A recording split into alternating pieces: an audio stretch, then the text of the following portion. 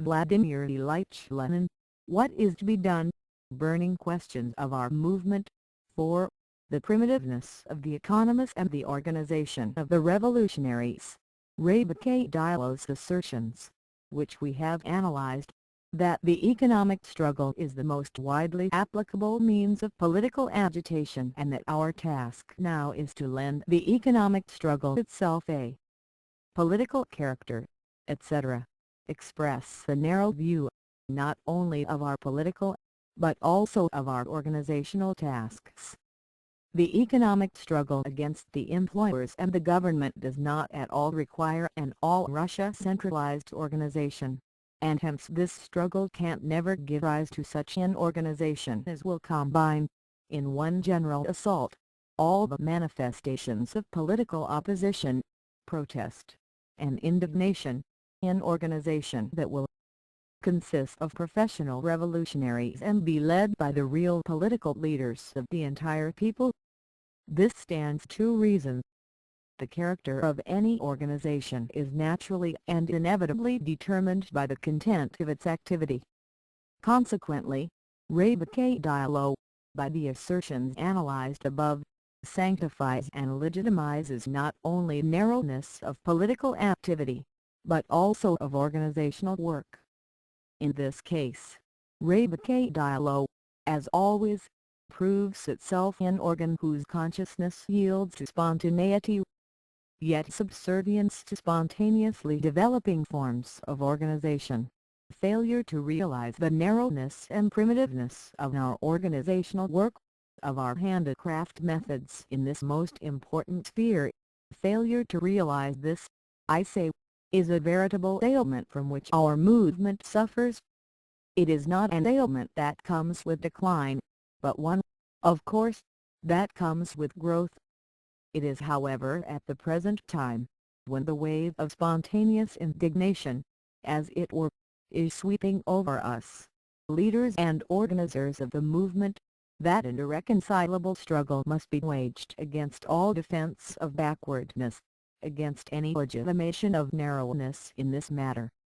It is particularly necessary to arouse in all who participate in practical work, or are preparing to take up that work, discontent with the amateurism prevailing among us and an unshakable determination to rid ourselves of it. 8. What is primitiveness? We shall try to answer this question by giving a brief description of the activity of a typical social democratic study circle of the period 1894 to 1901. We have noted that the entire student youth of the period was absorbed in Marxism. Of course, these students were not only, or even not so much, interested in Marxism as a theory, they were interested in it as an answer to the question, what is to be done? As a call to take the field against the enemy. These new warriors marched to battle with astonishingly primitive equipment and training. In a vast number of cases they had almost no equipment and absolutely no training. They marched to war like peasants from the plow, armed only with clubs. The students' circle establishes contacts with workers and sets to work, without any connection with the old members of the movement, without any connection with study circles in other districts, or even in other parts of the same city or in other educational institutions, without any organization of the various divisions of revolutionary work, without any systematic plan of activity covering any length of time. The circle gradually expands its propaganda and agitation. By its activities it wins the sympathies of fairly large sections of workers and of a certain section of the educated strata, which provide it with money and from among whom the committee recruits new groups of young people. The attractive power of the committee or league of struggle grows, its sphere of activity becomes wider, and the committee expands this activity quite spontaneously.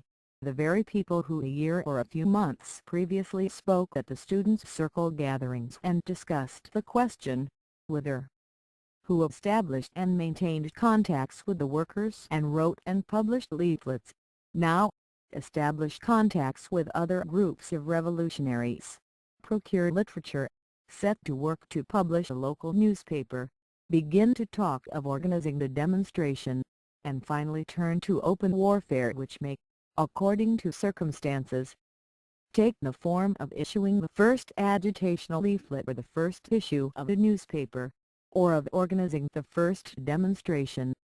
Usually the initiation of such actions ends in an immediate and complete fiasco. Immediate and complete, because this open warfare was not the result of a systematic and carefully thought out and gradually prepared plan for a prolonged and stubborn struggle, but simply the result of the spontaneous growth of traditional study circle work, because, naturally, the police, in almost every case, knew the principal leaders of the local movement, since they had already gained the reputation for themselves in their student days, and the police waited only for the right moment to make their raid. They deliberately allowed the study circle sufficient time to develop its work so that they might obtain a palpable corpus delicti, and they always permitted several of the persons known to them to remain at liberty for breathing, which, as far as I know, is the technical term used both by our people and by the gendarmes. One cannot help comparing this kind of warfare with that conducted by a mass of peasants, armed with clubs, against modern troops. And one can only wonder at the vitality of the movement which expanded, grew, and scored victories despite the total lack of training on the part of the fighters. True, from the historical point of view, the primitiveness of equipment was not only inevitable at first, but even legitimate as one of the conditions for the wide recruiting of fighters. But as soon as serious war operations began, and they began in fact with the strikes in the summer of 1896, the defects in our fighting organizations made themselves felt to an ever-increasing degree. The government, at first thrown into confusion and committing a number of blunders, e.g., its appeal to the public describing the misdeeds of the socialists, or the banishment of workers from the capitals to provincial industrial centers, very soon adapted itself to the new conditions of the struggle and managed to deploy well its perfectly equipped detachments of agents, provocateurs, spies, and gendarmes. Raids became so frequent, affected such a vast number of people, and cleared out the local study circles so thoroughly that the masses of the workers lost literally all their leaders. The movement assumed an amazingly sporadic character, and it became utterly impossible to establish continuity and coherence in the work. The terrible dispersion of the local leaders, the fortuitous character of the study circle memberships, the lack of training in, and the narrow outlook on, theoretical, political, and organizational questions were all the inevitable result of the conditions described above. Things have reached such a pass that in several places the workers, because of our lack of self-restraint and the inability to maintain secrecy, begin to lose faith in the intellectuals and to avoid them. The intellectuals, they say, are much too careless and cause police raids. Anyone who has the slightest knowledge of the movement is aware that all thinking social democrats have at last begun to regard these amateurish methods as a disease. In order that the reader who is not acquainted with the movement may have no grounds for thinking that we are inventing a special stage or special disease of the movement, we shall refer once again to the witness we have quoted. We trust we shall be forgiven for the length of the passage while the gradual transition to more extensive practical activity, writes B.V. in Rebuque Dialog, number 6, a transition that is directly dependent on the general transitional period through which the Russian working class movement is now passing, is a characteristic feature. There is, however, another, no less interesting feature in the general mechanism of the Russian workers' revolution. We refer to the general lack of revolutionary forces fit for action, all italics ours Lenin, which is felt not only in St. Petersburg, but throughout Russia.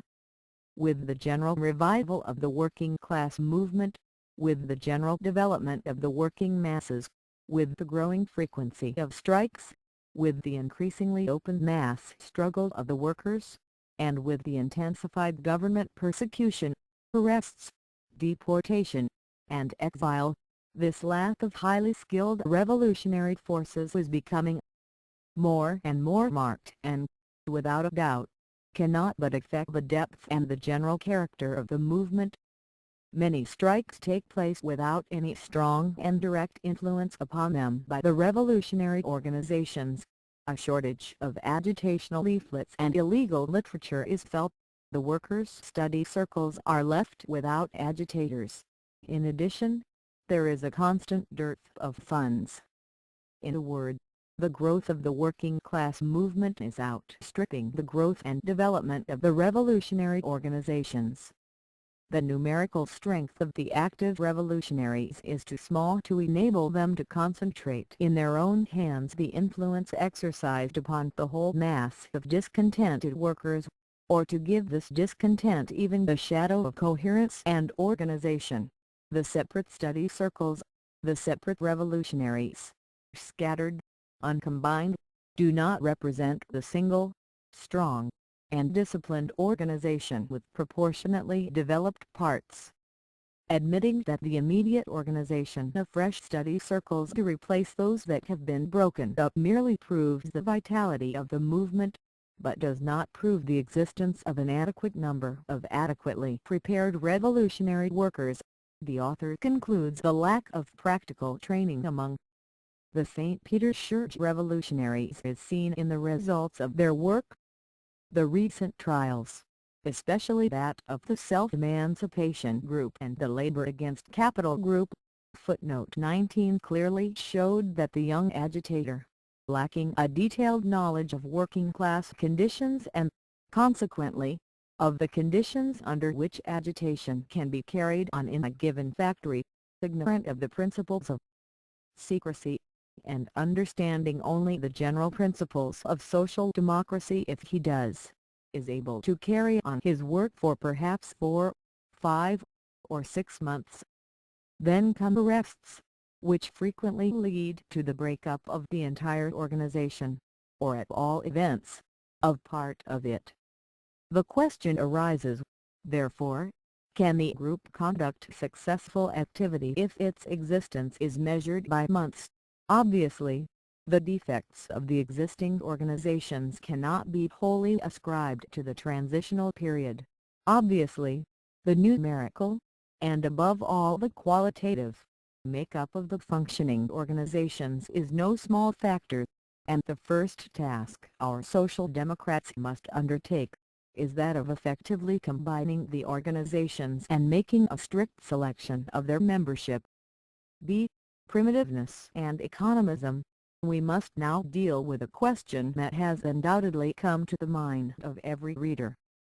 Can a connection be established between primitiveness as growing pains that affect the whole movement, and economism, which is one of the currents in Russian social democracy?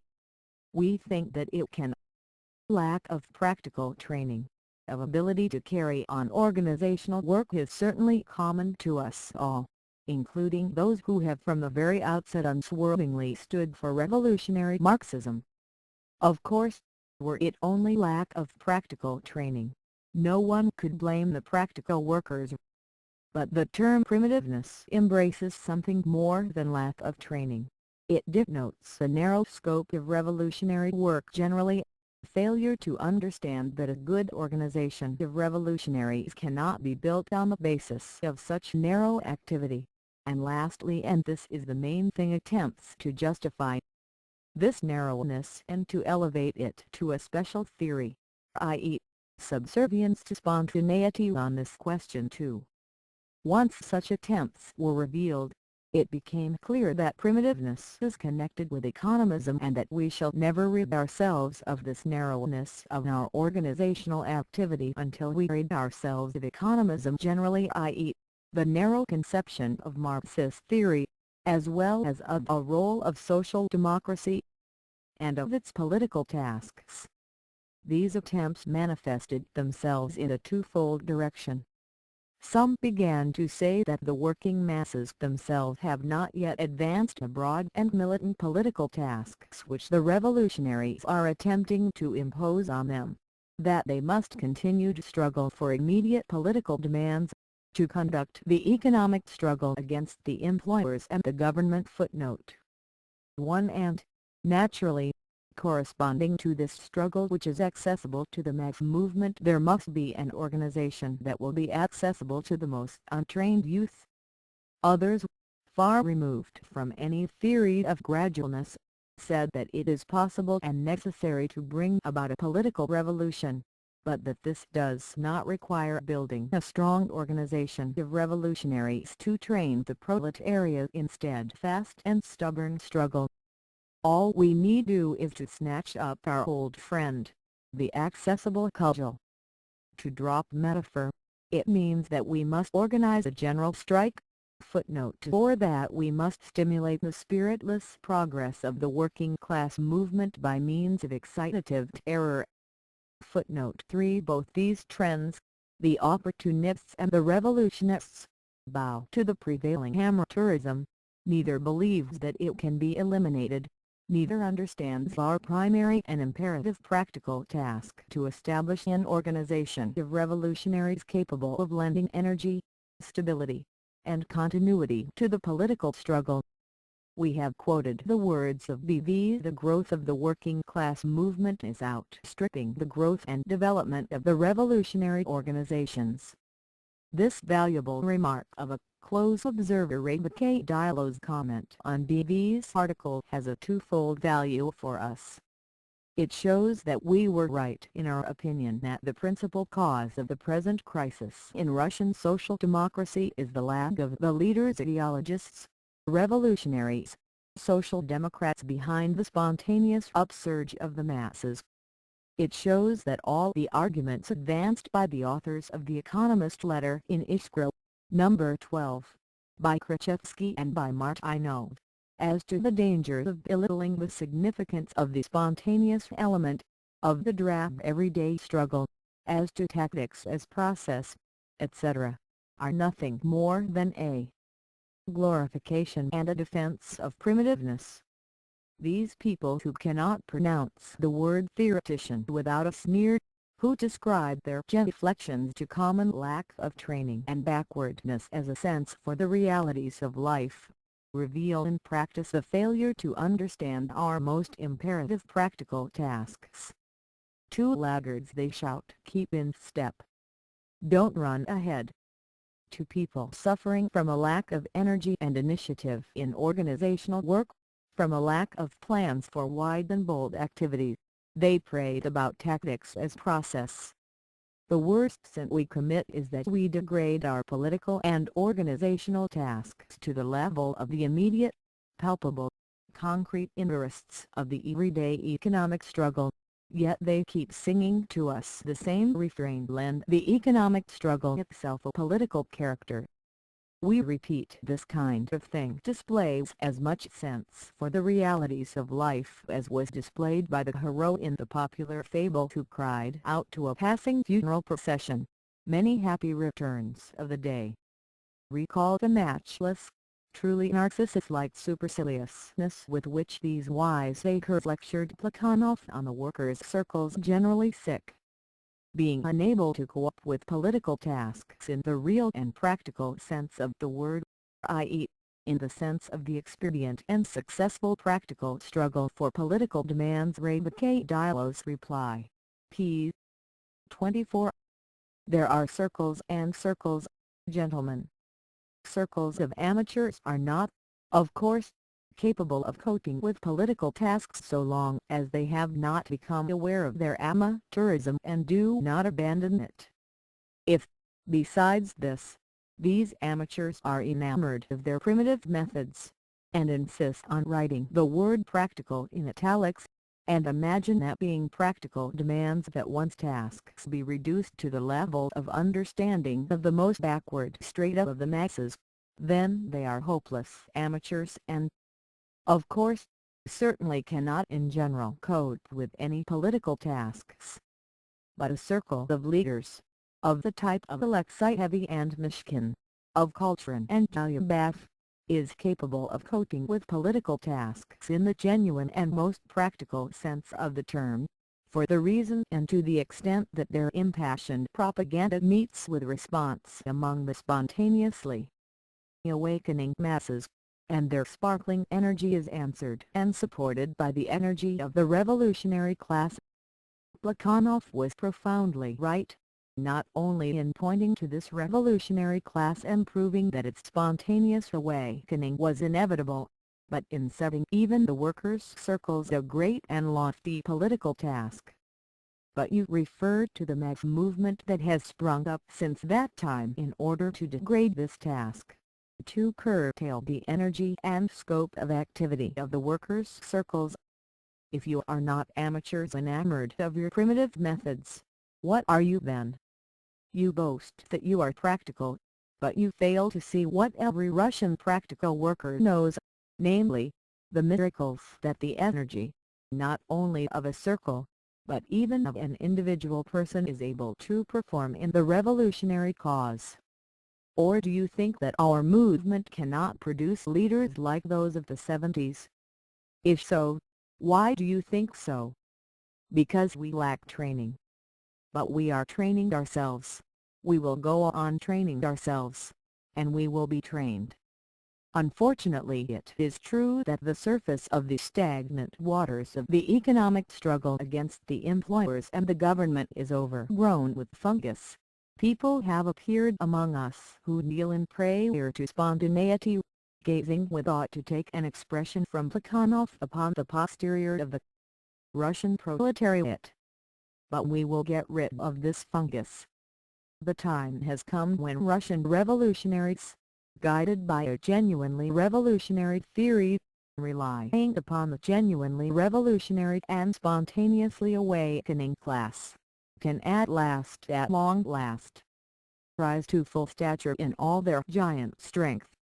All that is required is for the masses of our practical workers, and the still larger masses of those who dreamed of practical work when they were still at school, to pour scorn and ridicule upon any suggestion that may be made to degrade our political tasks and to restrict the scope of our organizational work. And we will achieve that, rest assured, gentlemen. In the article Where to Begin, I wrote in opposition to Revolutionary Dialog the tactics of agitation in relation to some special question, for the tactics with regard to some detail of party organization may be changed in 24 hours, but only people devoid of all principle are capable of changing, in 24 hours, or, for that matter, in 24 months, their view on the necessity in general, constantly, and absolutely of an organization of struggle and of political agitation among the masses. Footnote 4 to this Revolutionary Dialog replied this: the only one of Iskra's charges that makes a pretense of being based on facts is totally without foundation.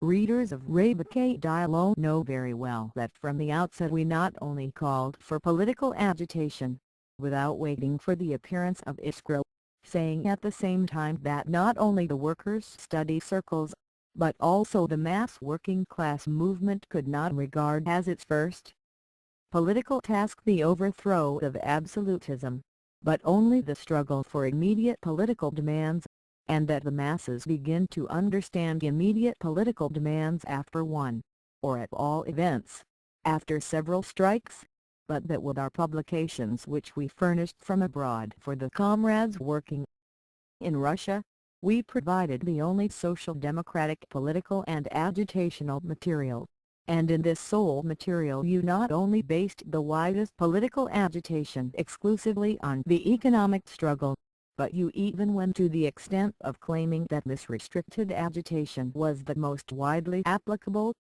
And do you not observe, gentlemen, that your own argument that this was the only material provided proves the necessity for Iskra's appearance, and its struggle against Revolutionary Dialog?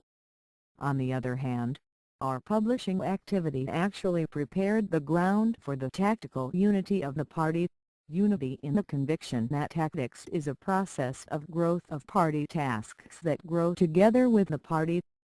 A precious unity indeed, and by that rendered possible the creation of a militant organization for which the Union abroad did all that an organization abroad could do. Dialog.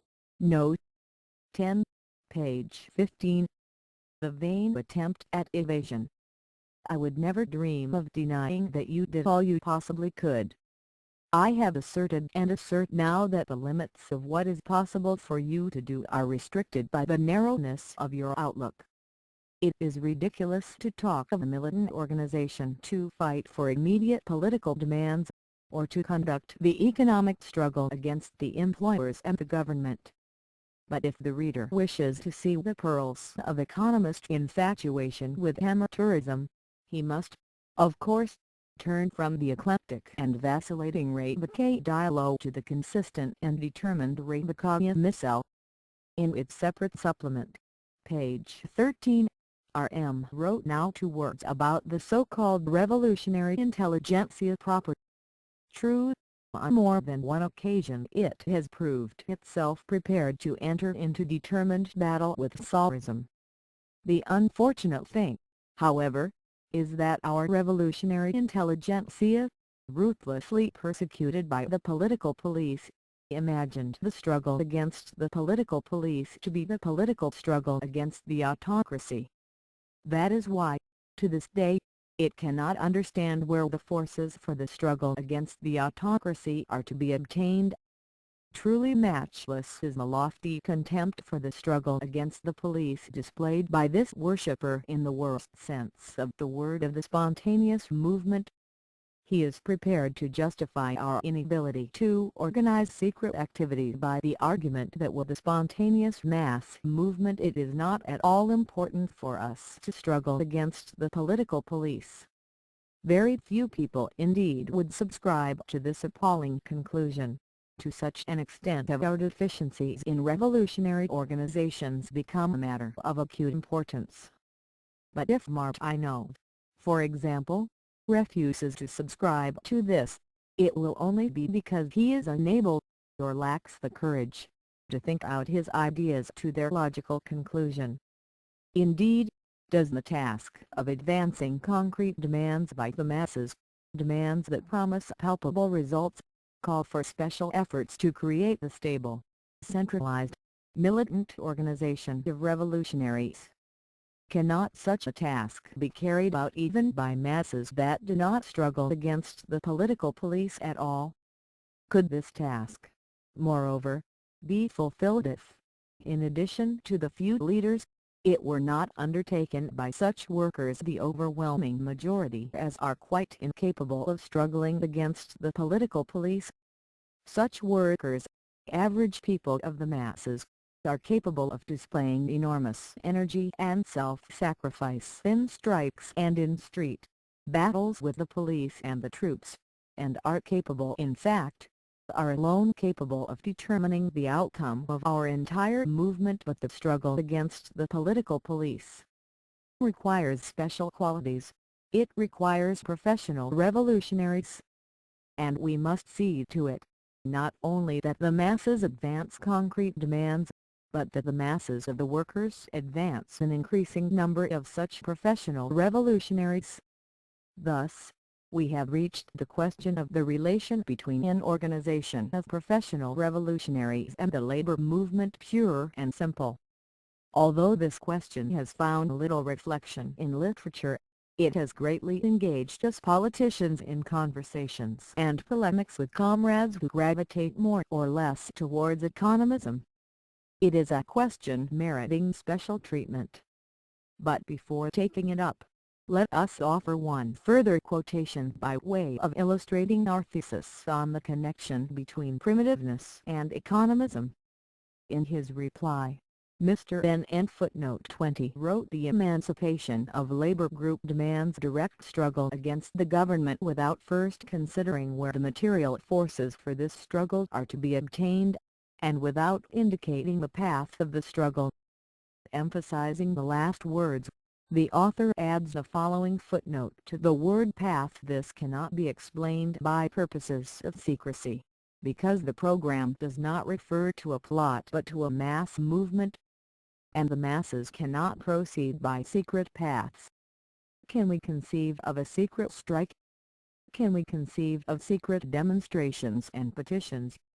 Vademecum, page 59.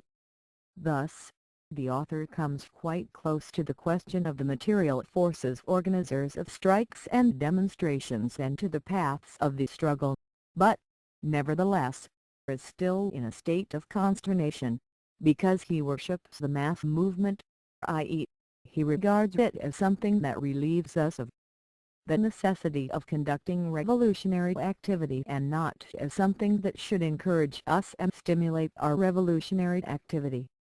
It is impossible for a strike to remain a secret to those participating in it and to those immediately associated with it, but it may and in the majority of cases does remain a secret to the masses of the Russian workers, because the government takes care to cut all communication with the strikers, to prevent all news of strikes from spreading. Here indeed is where the special struggle against the political police is required, the struggle that can never be conducted actively by such large masses as take part in strikes. This struggle must be organized, according to all the rules of the art, by people who are professionally engaged in revolutionary activity. The fact that the masses are spontaneously being drawn into the movement does not make the organization of this struggle less necessary. On the contrary, it makes it more necessary, for we socialists would be failing in our direct duty to the masses if we did not prevent the police from making a secret of every strike and every demonstration, and if we did not ourselves from time to time secretly prepare strikes and demonstrations. And we will succeed in doing this, because the spontaneously awakening masses will also produce increasing numbers of professional revolutionaries from their own ranks. That is, if we do not take it into our heads to advise the workers to keep on marking time. See Organization of Workers and Organization of Revolutionaries. It is only natural to expect that for a social democrat whose conception of the political struggle coincides with the conception of the economic struggle against the employers and the government, the Organization of Revolutionaries will more or less coincide with the Organization of Workers. This, in fact, is what actually happens, so that when we speak of organization, we literally speak in different tongues. I vividly recall, for example, a conversation I once had with a fairly consistent economist, with whom I had not been previously acquainted. We were discussing the pamphlet, "Who Will Bring About the Political Revolution?" and were soon of a mind that its principal defect was its ignoring of the question of organization. We had begun to assume full agreement between us, but, as the conversation proceeded, it became evident that we were talking of different things. My interlocutor accused the author of ignoring strike funds, mutual benefit societies, etc., whereas I had in mind an organization of revolutionaries as an essential factor in bringing about the political revolution. As soon as the disagreement became clear, there was hardly, as I remember, a single question of principle upon which I was in agreement with the economist. What was the source of our disagreement? It was the fact that on questions both of organization and of politics the economists are forever lapsing from social democracy into trade unionism. The political struggle of social democracy is far more extensive and complex than the economic struggle of the workers against the employers and the government. Similarly, indeed, for that reason, the organization of the Revolutionary Social Democratic Party must inevitably be of a kind different from the organization of the workers designed for this struggle. The workers' organization must in the first place be a trade union organization. Secondly, it must be as broad as possible, and thirdly, it must be as public as conditions will allow here, and further on, of course, I refer only to absolutist Russia.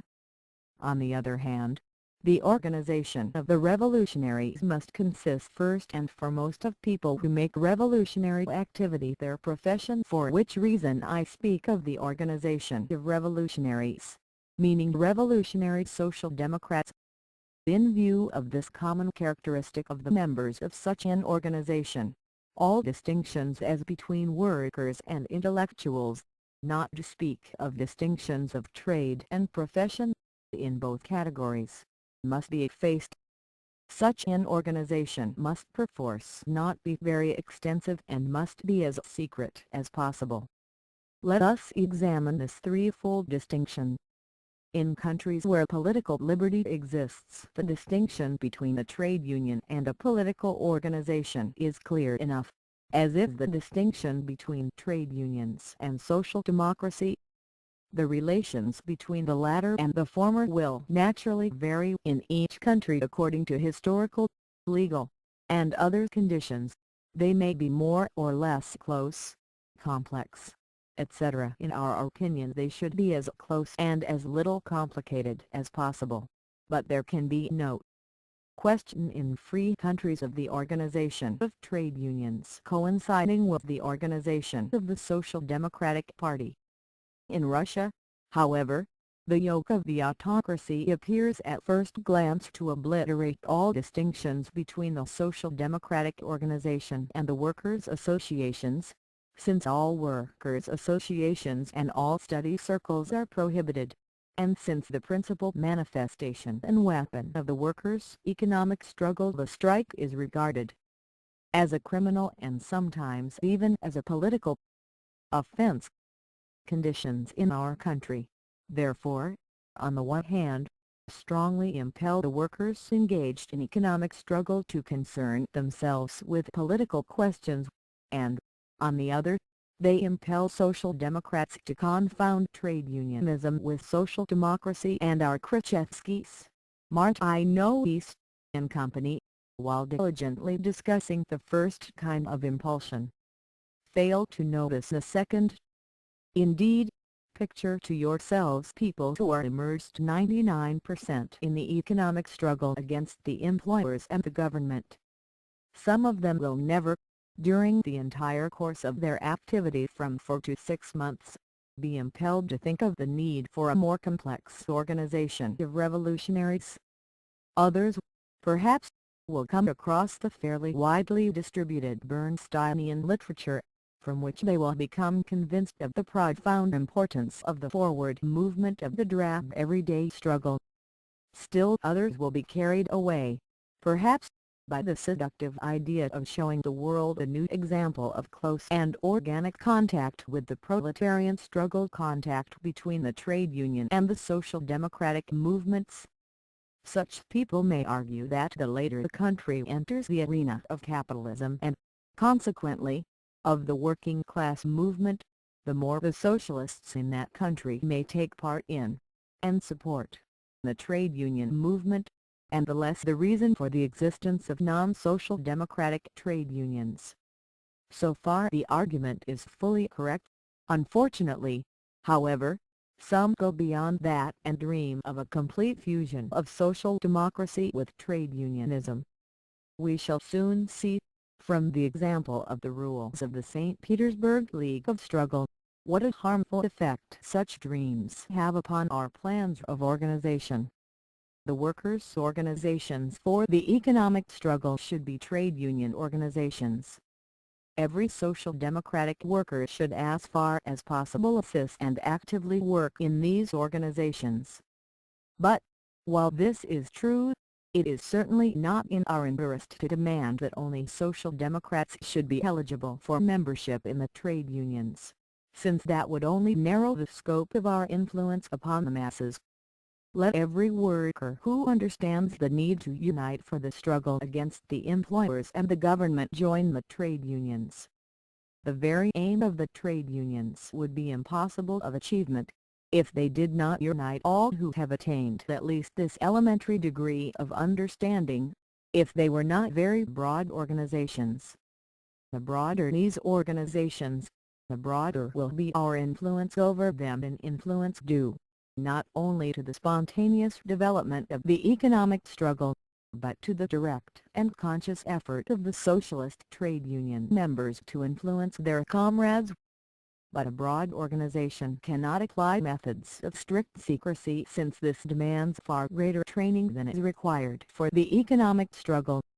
How is the contradiction between the need for a large membership and the need for strictly secret methods to be reconciled? How are we to make the trade unions as public as possible? Generally speaking, there can be only two ways to this end: either the trade unions become legalized in some countries, this preceded the legalization of the socialist and political unions, or the organization is kept secret, but so free and amorphous, lose footnote 5 as the Germans say, that the need for secret methods becomes almost negligible as far as the bulk of the members is concerned. The legalization of non-socialist and non-political labor unions in Russia has begun, and there is no doubt that every advance made by our rapidly growing social democratic working class movement will multiply and encourage attempts at legalization, attempts proceeding for the most part from supporters of the existing order, but partly also from the workers themselves and from liberal intellectuals. The banner of legality has already been hoisted by the Vasilievs and the Zubovs. Support has been promised and rendered by the Ovruffs and the Wormses. Footnote 21 and followers of the new tendency are now to be found among the workers. Henceforth, we cannot but reckon with this tendency. How we are to reckon with it, on this there can be no two opinions among social democrats. We must steadfastly expose any part played in this movement by the Zubovs and the Vasilievs, the gendarmes and the priests, and explain their real intentions to the workers. We must also expose all the conciliatory, harmonious notes that will be heard in the speeches of liberal politicians at legal meetings of the workers, irrespective of whether the speeches are motivated by an earnest conviction of the desirability of peaceful class collaboration, by the desire to curry favor with the powers that be, or whether they are simply the result of clumsiness. Lastly, we must warn the workers against the traps often set by the police, who at such open meetings and permitted societies spy out the fiery ones and try to make use of legal organizations to plant their agents provocateurs in the illegal organizations. Doing all this does not at all mean forgetting that in the long run the legalization of the working class movement will be to our advantage, and not to that of the Zubovs. On the contrary, it is precisely our campaign of exposure that will help us to separate the tares from the wheat. What the tares are, we have already indicated. By the wheat we mean attracting the attention of ever larger numbers, including the most backward sections of the workers, to social and political questions, and freeing ourselves, the revolutionaries, from functions that are essentially legal, the distribution of legal books, mutual aid, etc., the development of which will inevitably provide us with an increasing quantity of material for agitation. In this sense, we may, and should, say to the Zubovs and the Ovruffs, keep at it, gentlemen, do your best. Whenever you place a trap in the path of the workers, either by way of direct provocation, or by the honest demoralization of the workers with the aid of Struvism, we will see to it that you are exposed. But whenever you take a real step forward, though it be the most timid zigzag, we will say please continue. And the only step that can be a real step forward is a real, if small, extension of the workers' field of action. Every such extension will be to our advantage and will help to hasten the advent of legal societies of the kind in which it will not be agents provocateurs who are detecting socialists, but socialists who are gaining adherents. In a word, our task is to fight the tares. It is not our business to grow wheat in flower pots. By pulling up the tares, we clear the soil for the wheat. And while the Afanasy Ivanovich's and Pulcheria Ivanovna's footnote 22 are tending their flower pot crops, we must prepare the reapers, not only to cut down the tares of today, but to reap the wheat of tomorrow. Footnote 6. Thus, we cannot by means of legalization solve the problem of creating a trade union organization that will be as little secret and as extensive as possible, but we should be extremely glad if the Zubotovs and the Ozrovs disclosed to us even a partial opportunity for such a solution. To this end, however, we must strenuously combat them. There remain secret trade union organizations, and we must give all possible assistance to the workers who, as we definitely know, are adopting this course.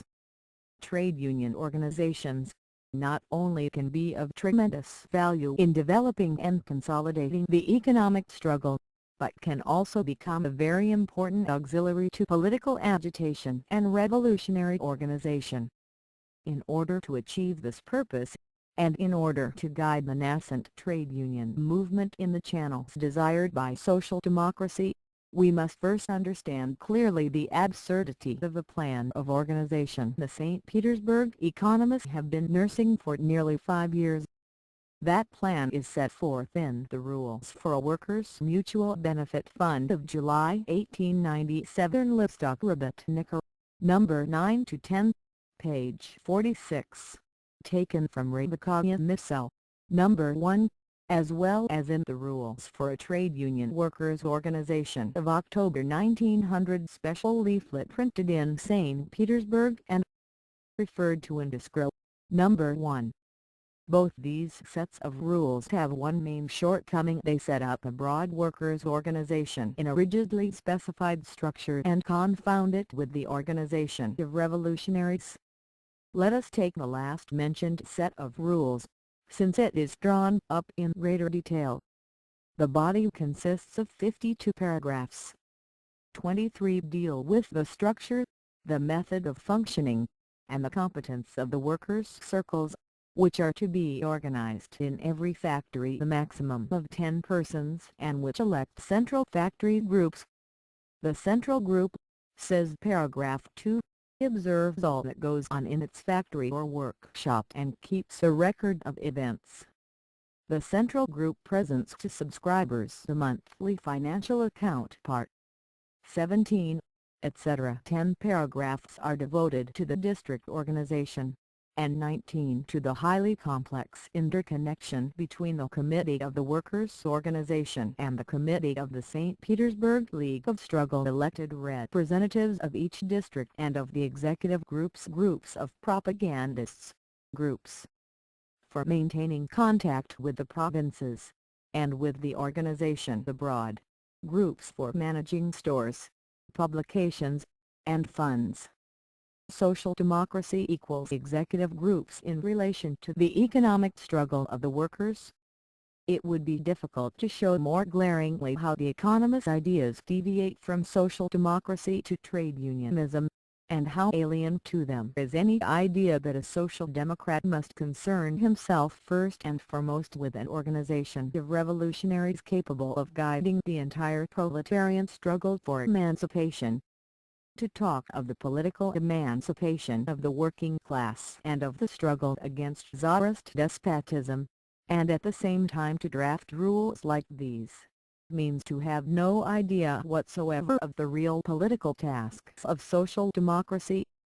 Not one of the 50 or so paragraphs reveals even a glimmer of understanding that it is necessary to conduct the widest possible political agitation among the masses, an agitation highlighting every aspect of Russian absolutism and the specific features of the various social classes in Russia.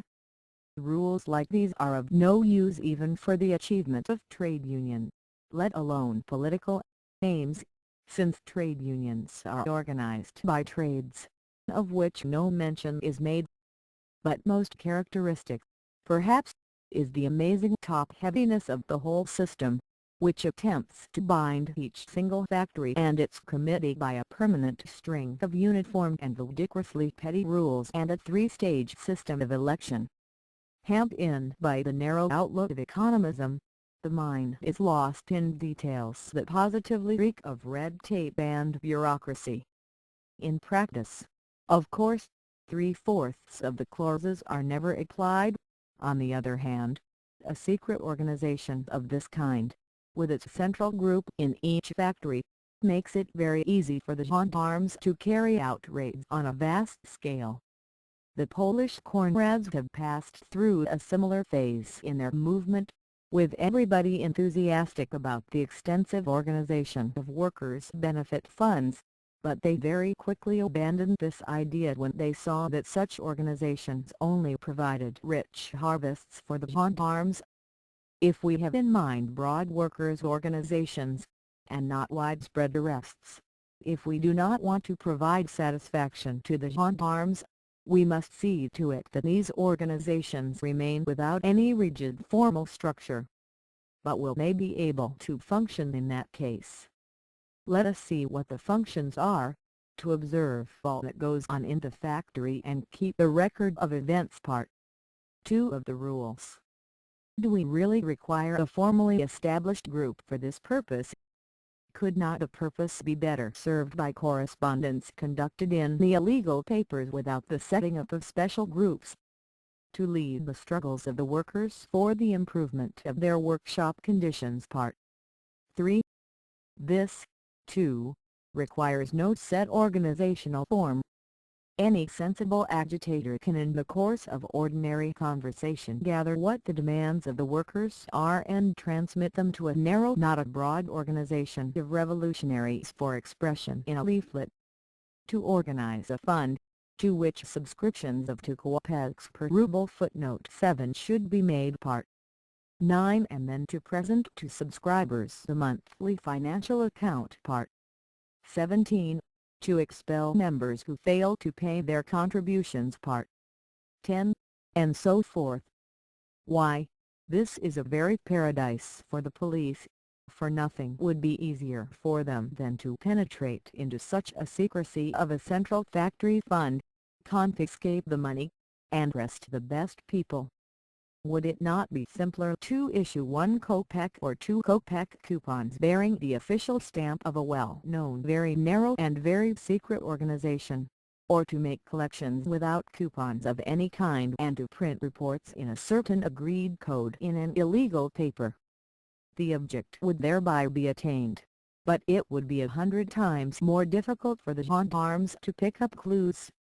I could go on analyzing the rules, but I think that what has been said will suffice. The small, compact core of the most reliable, experienced, and hardened workers, with responsible representatives in the principal districts and connected by all the rules of strict secrecy with the organization of revolutionaries, can, with the widest support of the masses and without any formal organization, perform all the functions of a trade union organization, in a manner, moreover, desirable to social democracy. Only in this way can we secure the consolidation and development of a social democratic trade union movement, despite all the gendarmes.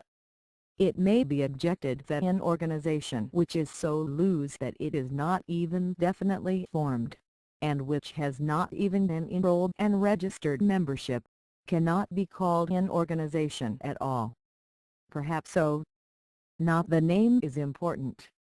What is important is that this organization without members shall do everything that is required, and from the very outset ensure a solid connection between our future trade unions and socialism.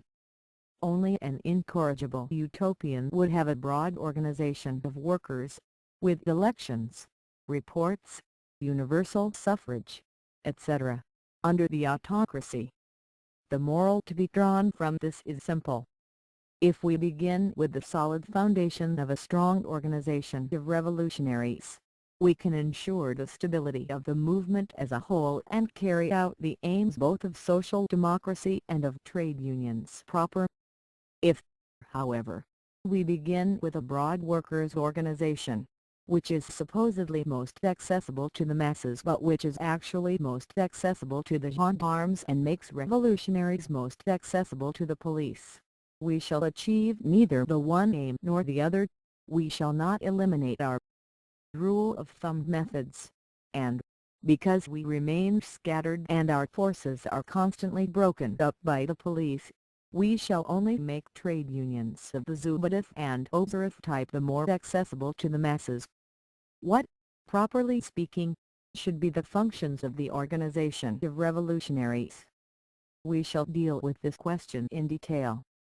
First, however, let us examine a very typical argument advanced by our terrorist, whose sad fate, in this matter also, is a next-door neighbor to the Economist. Svoboda, a journal published for workers, contains in its first issue an article entitled Organization, the author of which tries to defend his friends, the economist workers of Ivanovo-Vosnesensk. He writes that it is bad when the masses are mute and unenlightened, when the movement does not come from the rank and file. For instance, the students of a university town leave for their homes during the summer and other holidays, and immediately the workers' movement comes to a standstill. Can a workers' movement which has to be pushed on from outside be a real force? No, indeed, it has not yet learned to walk, it is still in leading strings. So it is in all matters. The students go off, and everything comes to a standstill. The most capable are seized, the cream is skimmed and the milk turns sour. If the committee is arrested, everything comes to a standstill until a new one can be formed. And one never knows what sort of committee will be set up next. It may be nothing like the former. The first said one thing, the second may say the very opposite. Continuity between yesterday and tomorrow is broken. The experience of the past does not serve as a guide for the future. And all because no roots have been struck in depth. In the masses, the work is carried on not by 100 fools, but by a dozen wise men. A dozen wise men can be wiped out at a snap, but when the organization embraces masses, everything proceeds from them, and nobody, however he tries, can wreck the cause. Page 63. The facts are described correctly. The picture of our amateurism is well drawn, but the conclusions are worthy of recognition, both as regards their stupidity and their lack of political tact. They represent the height of stupidity, because the author confuses the philosophical and social historical question of the depth of the roots of the movement with the technical and organizational question of the best method in combating the gendarmes. They represent the height of political tactlessness, because, instead of appealing from bad leaders to good leaders, the author appeals from the leaders in general to the masses. This is as much an attempt to drag us back organizationally as the idea of substituting excitative terrorism for political agitation drags us back politically. Indeed, I am experiencing a veritable embarras de richesses, and hardly know where to begin to disentangle the jumble offered up by Svoboda. For clarity, let me begin by citing an example. Take the Germans. It will not be denied, I hope, that theirs is a mass organization, that in Germany everything proceeds from the masses, that the working class movement there has learned to walk. Yet observe how these millions value their dozen tried political leaders, how firmly they cling to them. Members of the hostile parties in Parliament have often taunted the Socialists by exclaiming, "Fine Democrats you are indeed. Yours is a working-class movement only in name." In actual fact the same clique of leaders is always in evidence, the same Babel and the same Liebknecht, year in and year out, and that goes on for decades. Your supposedly elected workers' deputies are more permanent than the officials appointed by the emperor. But the Germans only smile with contempt at these demagogic attempts to set the masses against the leaders, to arouse bad and ambitious instincts in the former, and to rob the movement of its solidity and stability by undermining the confidence of the masses in their dozen wise men. Political thinking is sufficiently developed among the Germans, and they have accumulated sufficient political experience to understand that without the dozen tried and talented leaders, and talented men are not born by the hundreds, professionally trained, schooled by long experience, and working in perfect harmony, no class in modern society can wage the determined struggle. The Germans too have had demagogues in their ranks who have flattered the 100 fools, exalted them above the dozen wise men, extolled the horny hand of the masses, and like most Engelmen have spurred them on to reckless revolutionary action and sown distrust towards the firm and steadfast leaders. It was only by stubbornly and relentlessly combating all demagogic elements within the socialist movement that German socialism has managed to grow and become as strong as it is. Our wiseacres, however, at a time when Russian social democracy is passing through a crisis entirely due to the lack of sufficiently trained, developed, and experienced leaders to guide the spontaneously awakening masses, cry out with the profundity of fools that 'tis a bad business when the movement does not proceed. From the rank and file, a committee of students is of no use, it is not stable. Quite true. But the conclusion to be drawn from this is that we must have a committee of professional revolutionaries, and it is immaterial whether a student or a worker is capable of becoming a professional revolutionary. The conclusion you draw, however, is that the working class movement must not be pushed on from outside. In your political innocence you fail to notice that you are playing into the hands of our economists and fostering our amateurism.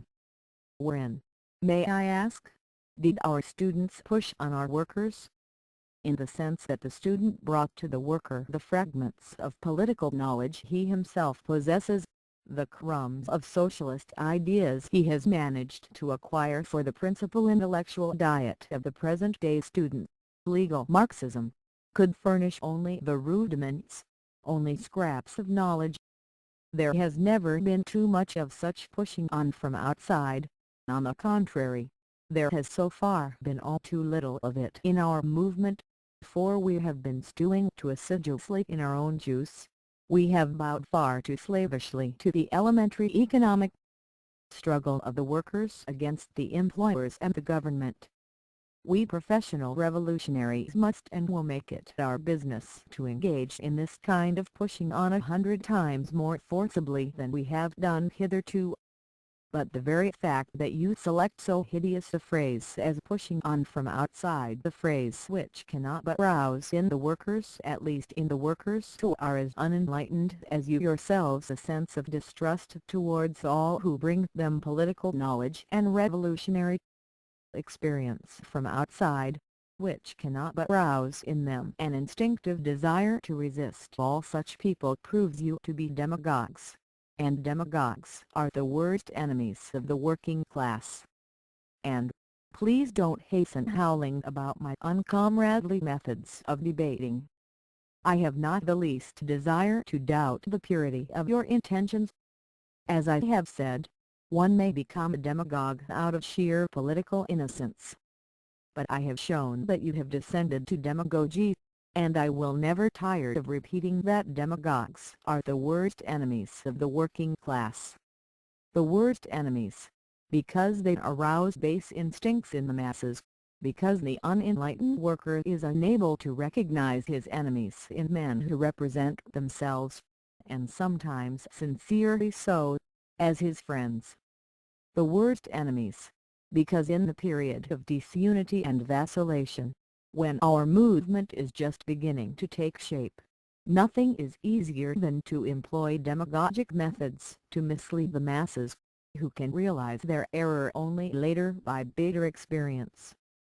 That is why the slogan of the day for the Russian Social Democrat must be resolute struggle against Svoboda and Dialog, both of which have sunk to the level of demagogy.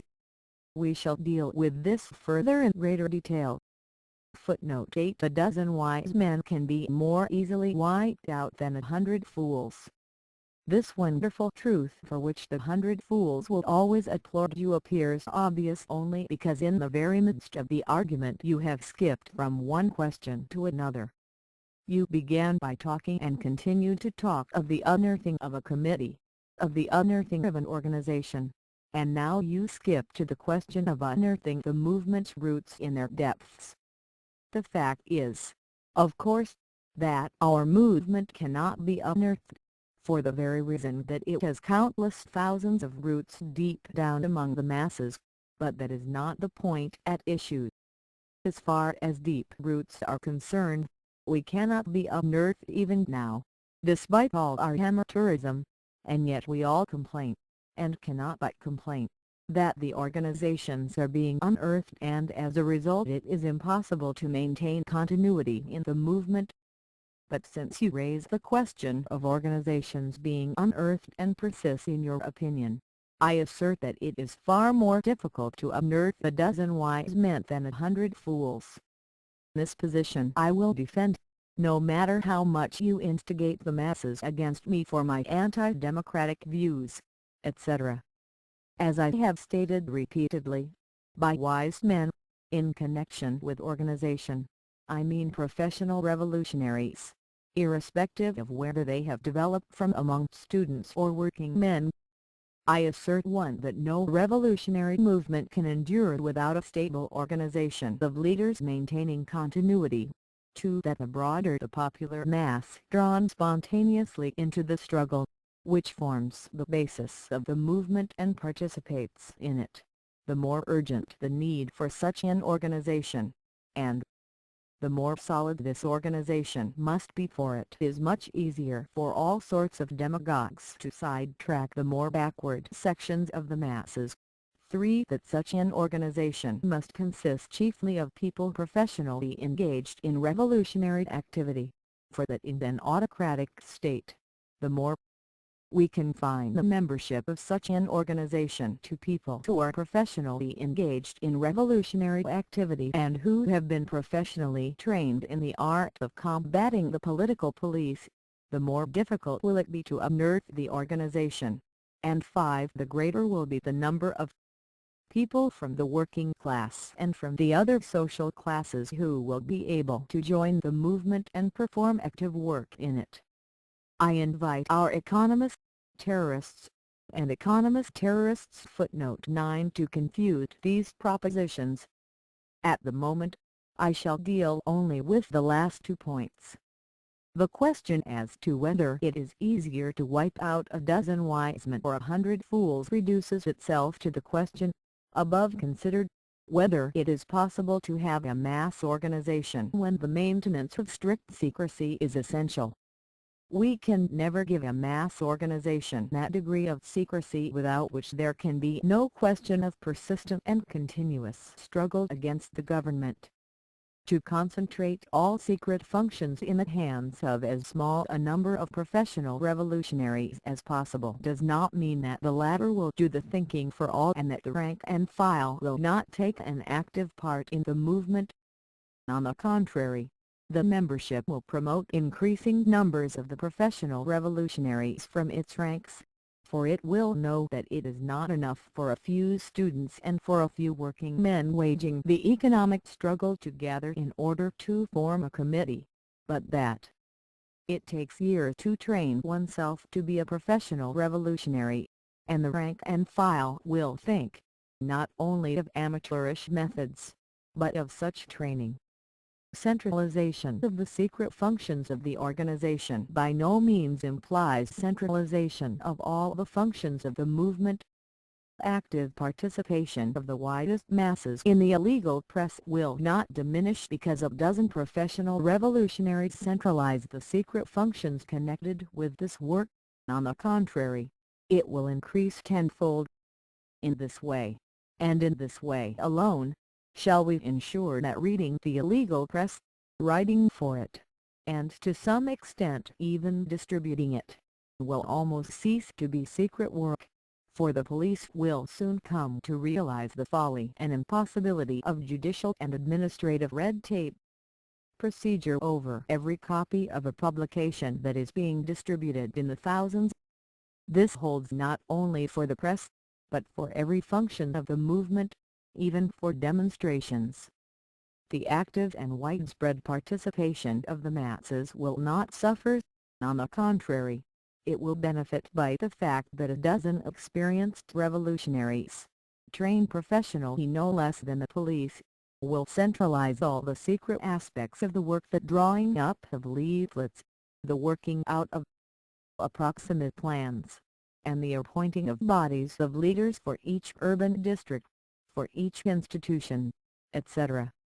I know that exception will be taken to my undemocratic views, but I shall reply below fully to this anything but intelligent objection.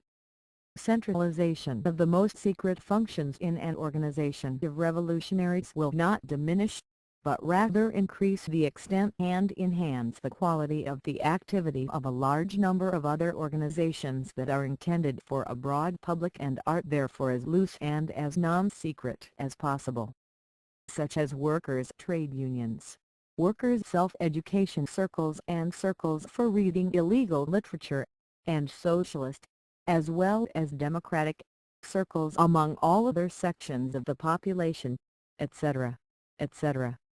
We must have such circles, trade unions, and organizations everywhere in as large a number as possible and with the widest variety of functions, but it would be absurd and harmful to confound them with the organization of revolutionaries, to efface the borderline between them, to make still more hazy the all too faint recognition of the fact that in order to serve the mass movement we must have people who will devote themselves exclusively to social democratic activities, and that such people must train themselves patiently and steadfastly to be professional revolutionaries.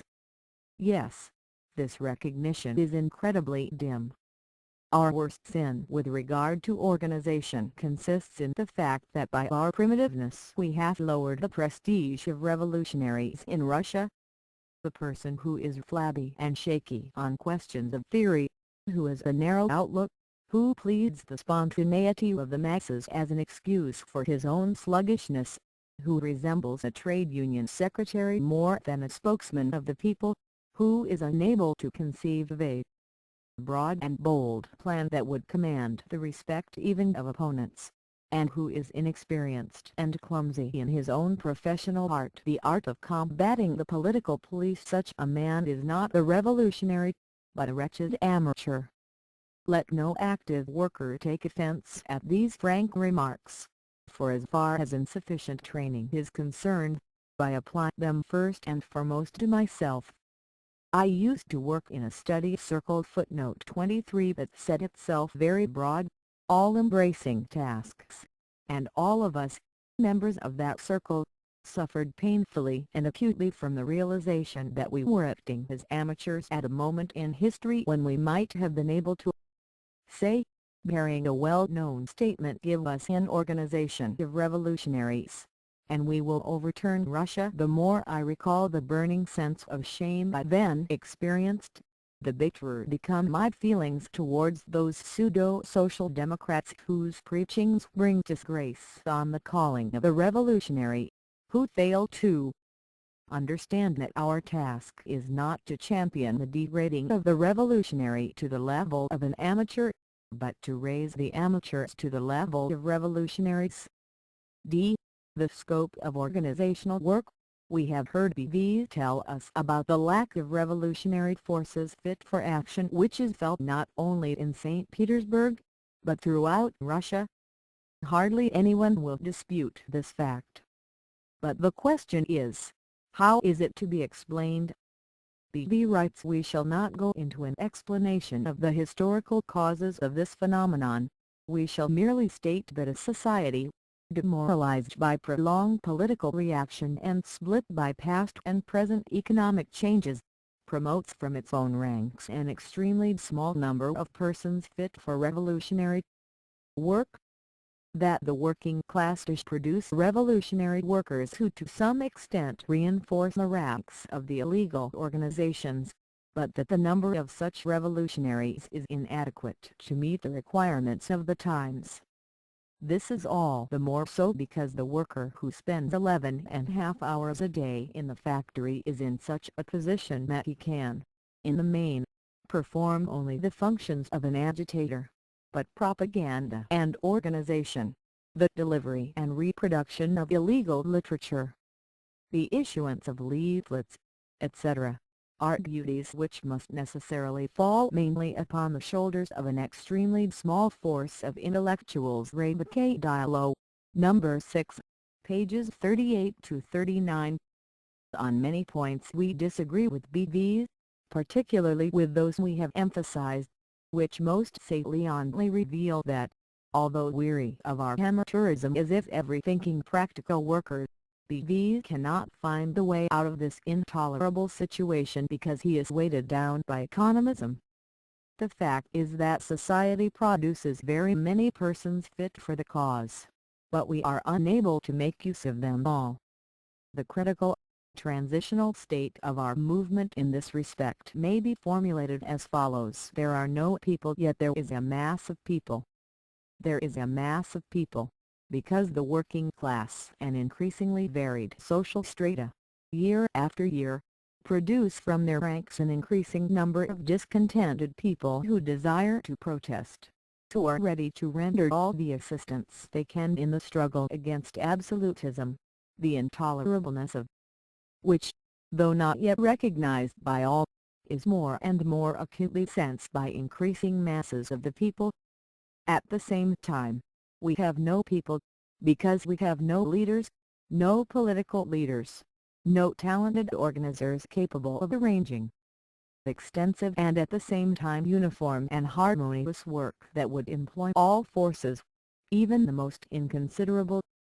The growth and development of the revolutionary organizations lag, not only behind the growth of the working class movement, which even BV admits, but behind that of the general democratic movement among all strata of the people. In passing, probably BV would now regard this as supplementing his conclusion. The scope of revolutionary work is too narrow, as compared with the breadth of the spontaneous basis of the movement. It is too hemmed in by the wretched theory of economic struggle against the employers and the government. Yet, at the present time, not only social democratic political agitators, but social democratic organizers must go among all classes of the population. Footnote 10. Thus, an undoubted revival of the democratic spirit has recently been observed among persons in military service, partly as a consequence of the more frequent street battles with enemies like workers and students. As soon as our available forces permit, we must without fail devote the most serious attention to propaganda and agitation among soldiers and officers, and to the creation of military organizations affiliated to our party. Lenin. End of footnote 10. There is hardly a single practical worker who will doubt that the Social Democrats could distribute the 1,001-minute functions of their organizational work among individual representatives of the most varied classes. Lack of specialization is one of the most serious defects of our technique, about which BV justly and bitterly complains. The smaller each separate operation in our common cause, the more people we can find capable of carrying out such operations, people who, in the majority of cases, are completely incapable of becoming professional revolutionaries. More difficult will it be for the police to net all these detail workers, and the more difficult will it be for them to frame up, out of interest for some petty affair, a case that would justify the government's expenditure on security. As for the number of people ready to help us, we referred in the preceding chapter to the gigantic change that has taken place in this respect in the last 5 years or so. On the other hand, in order to unite all these tiny fractions into one whole, in order not to break up the movement while breaking up its functions, and in order to imbue the people who carry out the minute functions with the conviction that their work is necessary and important, without which conviction they will never do the work.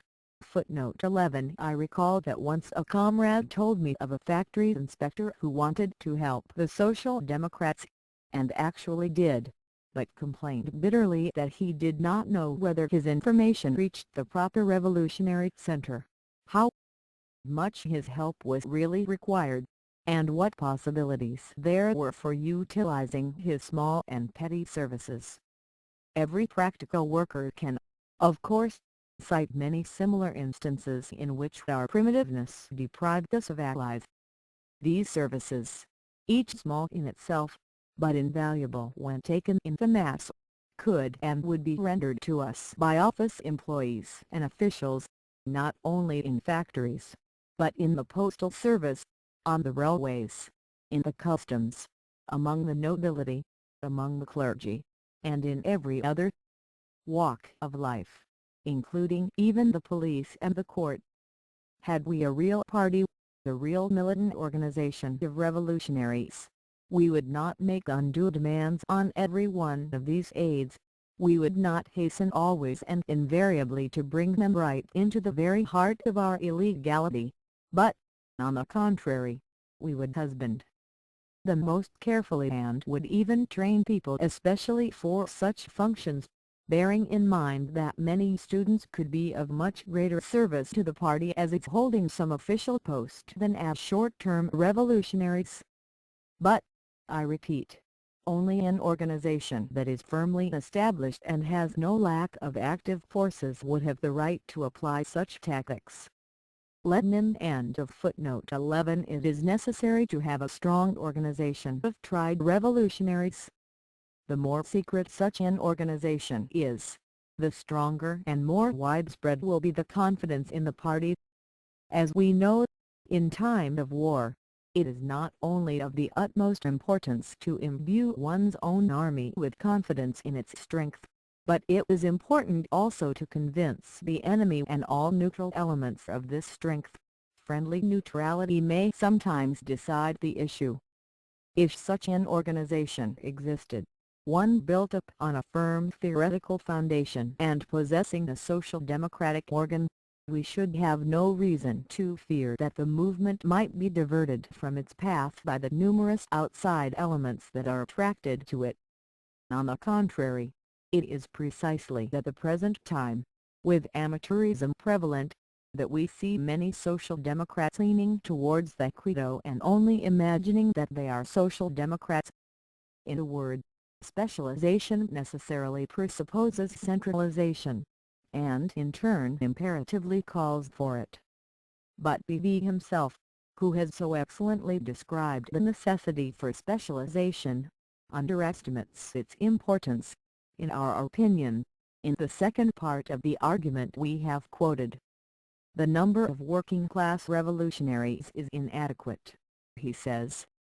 This is perfectly true, and once again we stress that the valuable communication of a close observer fully confirms our view of the causes of the present crisis in social democracy, and, consequently, of the means required to overcome it. Not only are revolutionaries in general lagging behind the spontaneous awakening of the masses, but even worker revolutionaries are lagging behind the spontaneous awakening of the working class masses. This fact confirms with clear evidence, from the practical point of view, too, not only the absurdity but even the politically reactionary nature of the pedagogics to which we are so often treated in the discussion of our duties to the workers. This fact proves that our very first and most pressing duty is to help to train working-class revolutionaries who will be on the same level in regard to party activity as the revolutionaries from amongst the intellectuals. We emphasize the words "in regard to party activity," for, although necessary, it is neither so easy nor so pressingly necessary to bring the workers up to the level of intellectuals in other respects. Attention, therefore, must be devoted principally to raising the workers to the level of revolutionaries. It is not at all our task to descend to the level of the working masses as the economists wish to do, or to the level of the average worker as Svoboda desires to do. And by this ascends to the second grade of economist pedagogics. I am far from denying the necessity for popular literature for the workers, and especially popular, of course, not vulgar literature for the especially backward workers. But what annoys me is this constant confusion of pedagogics with questions of politics and organization. You, gentlemen, who are so much concerned about the average worker, as a matter of fact, rather insult the workers by your desire to talk down to them when discussing working-class politics and working-class organization. Talk about serious things in a serious manner, leave pedagogics to the pedagogues, and not to politicians and organizers. Are there not advanced people, average people, and masses among the intelligentsia too? Does not everyone recognize that popular literature is also required for the intelligentsia, and is not such literature written? Imagine someone, in an article on organizing college or high school students, repeating over and over again, as if he had made a new discovery, that first of all we must have an organization of average students. The author of such an article would be ridiculed, and rightly so. Give us your ideas on organization, if you have any, he would be told, and we ourselves will decide who is average, who above average, and who below. But if you have no organizational ideas of your own, then all your exertions in behalf of the masses and average people will be simply boring. You must realize that these questions of politics and organization are so serious in themselves that they cannot be dealt with in any other but a serious way. We can and must educate workers and university and gymnasium students so that we may be able to discuss these questions with them. But once you do bring up these questions, you must give real replies to them. Do not fall back on the average, or on the masses. Do not try to dispose of the matter with facetious remarks and mere phrases. Footnote 12. To be fully prepared for his task, the worker revolutionary must likewise become a professional revolutionary. Hence BV is wrong in saying that since the worker spends 11.5 hours in the factory, the brunt of all of the revolutionary functions apart from agitation must necessarily fall mainly upon the shoulders of an extremely small force of intellectuals. But this condition does not obtain out of sheer necessity. It obtains because we are backward, because we do not recognize our duty to assist every capable worker to become a professional agitator, organizer, propagandist, literature distributor, etc. etc. In this respect, we waste our strength in a positively shameful manner. We lack the ability to husband that which should be tended and reared with special care. Look at the Germans. Their forces are 100-fold greater than ours. But they understand perfectly well that really capable agitators, etc., are not often promoted from the ranks of the average. For this reason they immediately try to place every capable working man in conditions that will enable him to develop and apply his abilities to the full, lest he is made a professional agitator. He is encouraged to widen the field of his activity, to spread it from one factory to the whole of the industry, from a single locality to the whole country. He acquires experience and dexterity in his profession. He broadens his outlook and increases his knowledge. He observes at close quarters the prominent political leaders from other localities and of other parties. He strives to rise to their level and combine in himself the knowledge of the working class environment and the freshness of socialist convictions with professional skill, without which the proletariat cannot wage a stubborn struggle against its excellently trained enemies. In this way alone do the working masses produce men of the stamp of Babel and ours. but what is to a great extent automatic in a politically free country must in Russia be done deliberately and systematically by our organizations. The worker agitator who is at all gifted and promising must not be left to work 11 hours a day in a factory. We must arrange that he be maintained by the party, that he may go underground in good time, that he change the place of his activity, if he is to enlarge his experience, widen his outlook, and be able to hold out for at least a few years in the struggle against the gendarmes. As the spontaneous rise of their movement becomes broader and deeper, the working class masses promote from their ranks not only an increasing number of talented agitators, but also talented organizers, propagandists, and practical workers in the best sense of the term, of whom there are so few among our intellectuals, who, for the most part, in the Russian manner, are somewhat careless and sluggish in their habits. When we have forces of specially trained worker revolutionaries who have gone through extensive preparation and, of course, revolutionaries of all arms of the service, no political police in the world will then be able to contend with them, for these forces, boundlessly devoted to the revolution, will enjoy the boundless confidence of the widest masses of the workers. We are directly to blame for doing too little to stimulate the workers to take this path, common to them and to the intellectuals, of professional revolutionary training, and for all too often dragging them back by our silly speeches about what is accessible to the masses of the workers, to the average workers, etc. In this, as in other respects, the narrow scope of our organizational work is without a doubt due directly to the fact, although the overwhelming majority of the economists and the novices in practical work do not perceive it, that we restrict our theories and our political tasks to a narrow field. Subservience to spontaneity seems to inspire the fear of taking even one step away from what is accessible to the masses, the fear of rising too high above mere attendance on the immediate and direct requirements of the masses. Have no fear, gentlemen. Remember that we stand so low on the plane of organization that the very idea that we could rise too high is absurd. Conspiratorial organization and democratism.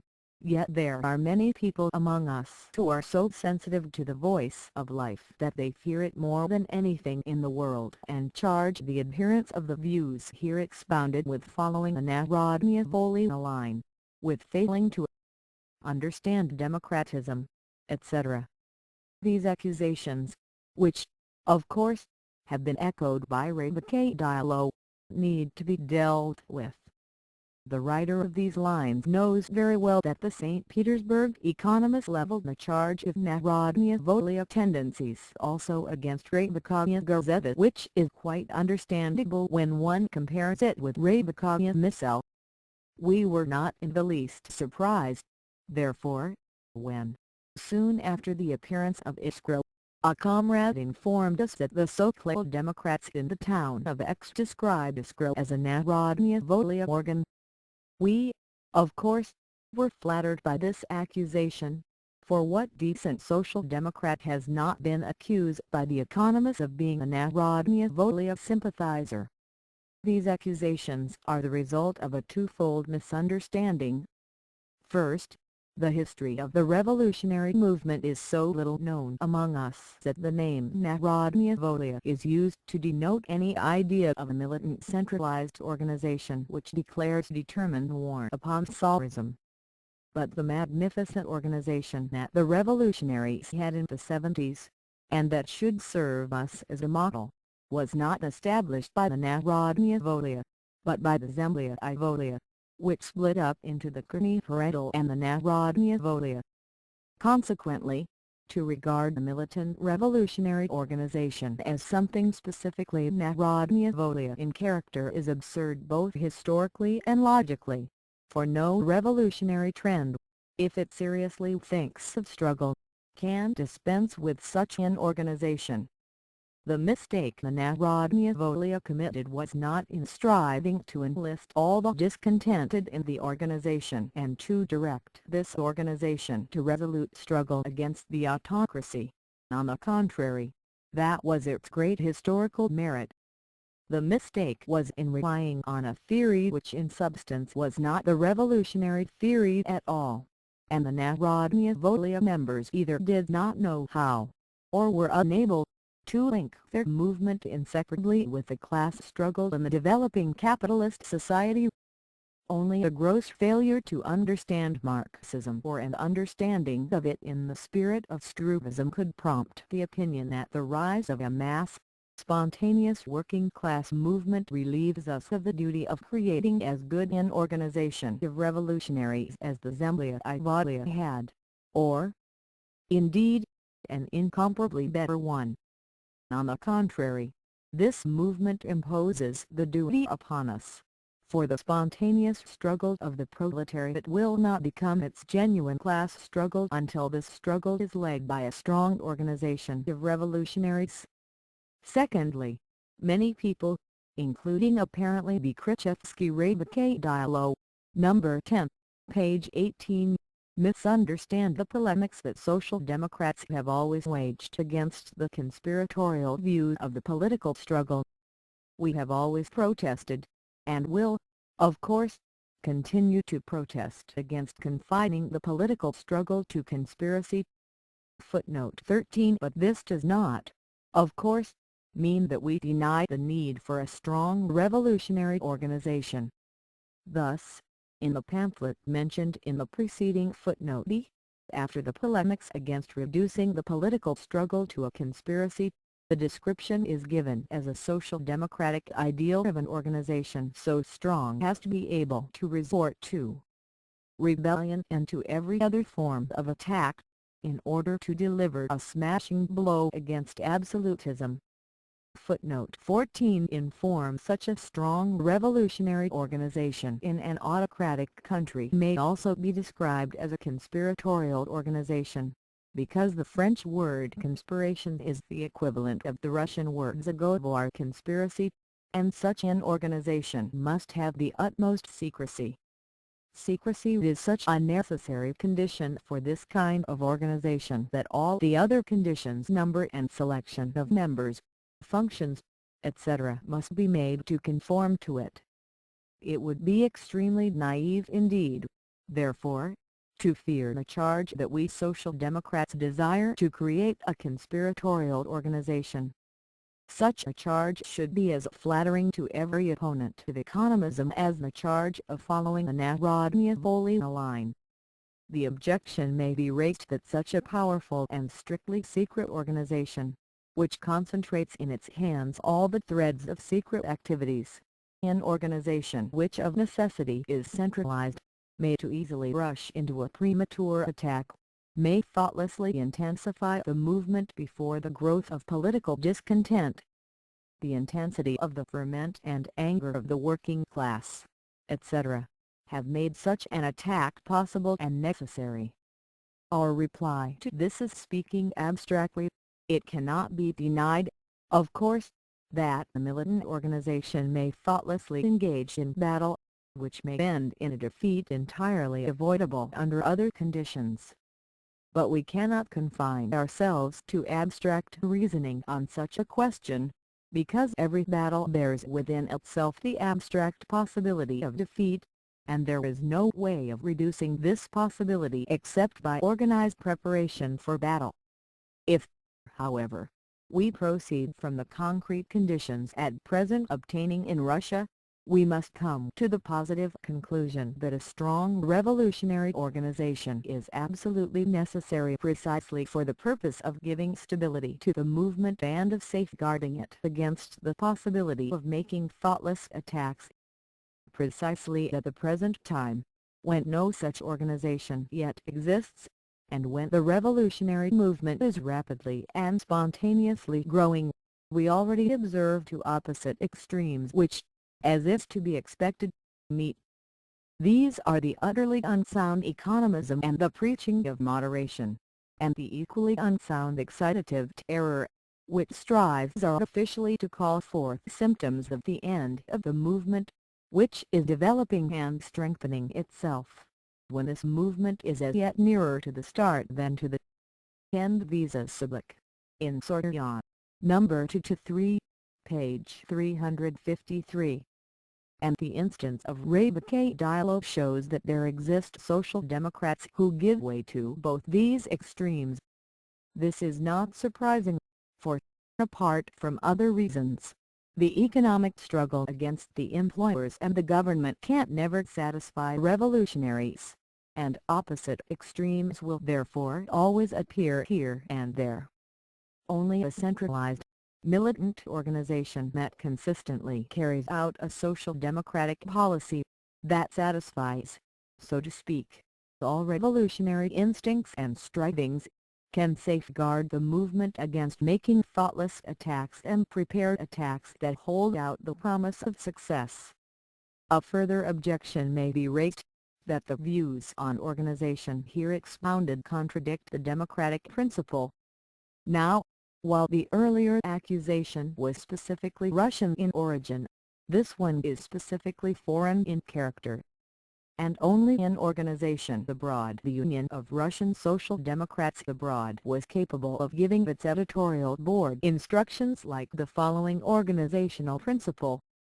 In order to secure the successful development and unification of social democracy, the broad democratic principle of party organization must be emphasized, developed, and fought for.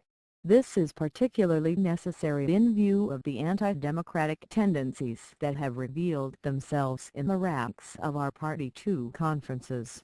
Page 18. We shall see in the next chapter how Revolutionary Dialog combats ISGRA's anti-democratic tendencies. For the present, we shall examine more closely the principle that the economists advance.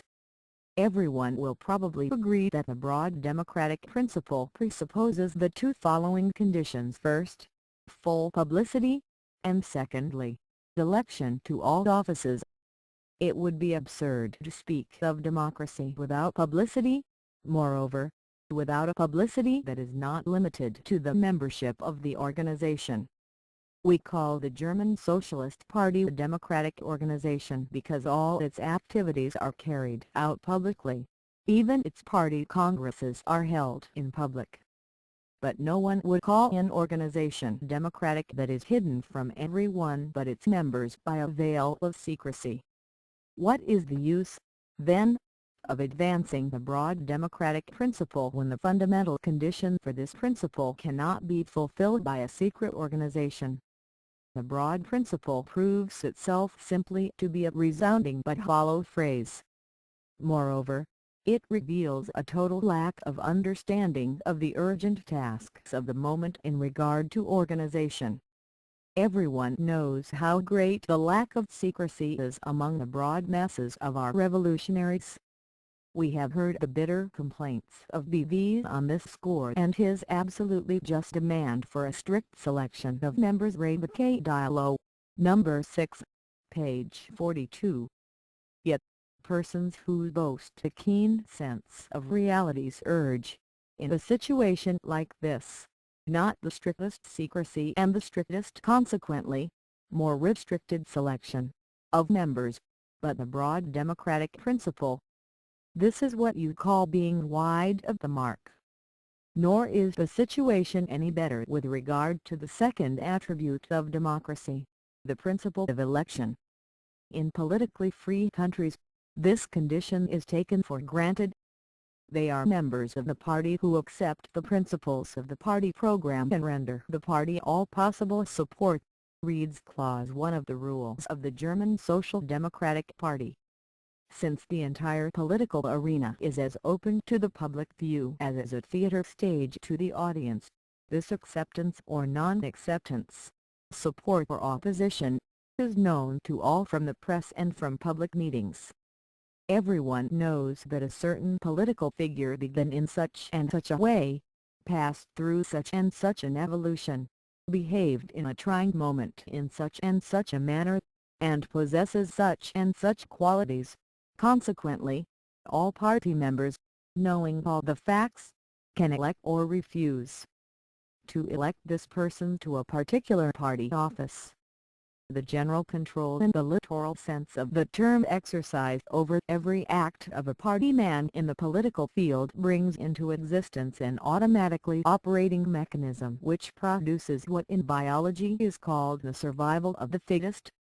Natural selection by full publicity, election, and general control provides the assurance that, in the last analysis, every political figure will be in his proper place, do the work for which he is best fitted by his powers and abilities, feel the effects of his mistakes on himself, and prove before all the world his ability to recognize mistakes and to avoid them. Try to fit this picture into the frame of our autocracy. Is it conceivable in Russia for all who accept the principles of the party program and render the party all possible support to control every action of the revolutionary working in secret? Is it possible for all to elect one of these revolutionaries to any particular office, when, in the very interests of the work, the revolutionary must conceal his identity from 9 out of 10 of these all? Reflect somewhat over the real meaning of the high-sounding phrases to which Bolshevik Dialog gives utterance, and you will realize that broad democracy in petty organization, amidst the gloom of the autocracy and the domination of gendarmerie, is nothing more than a useless and harmful toy.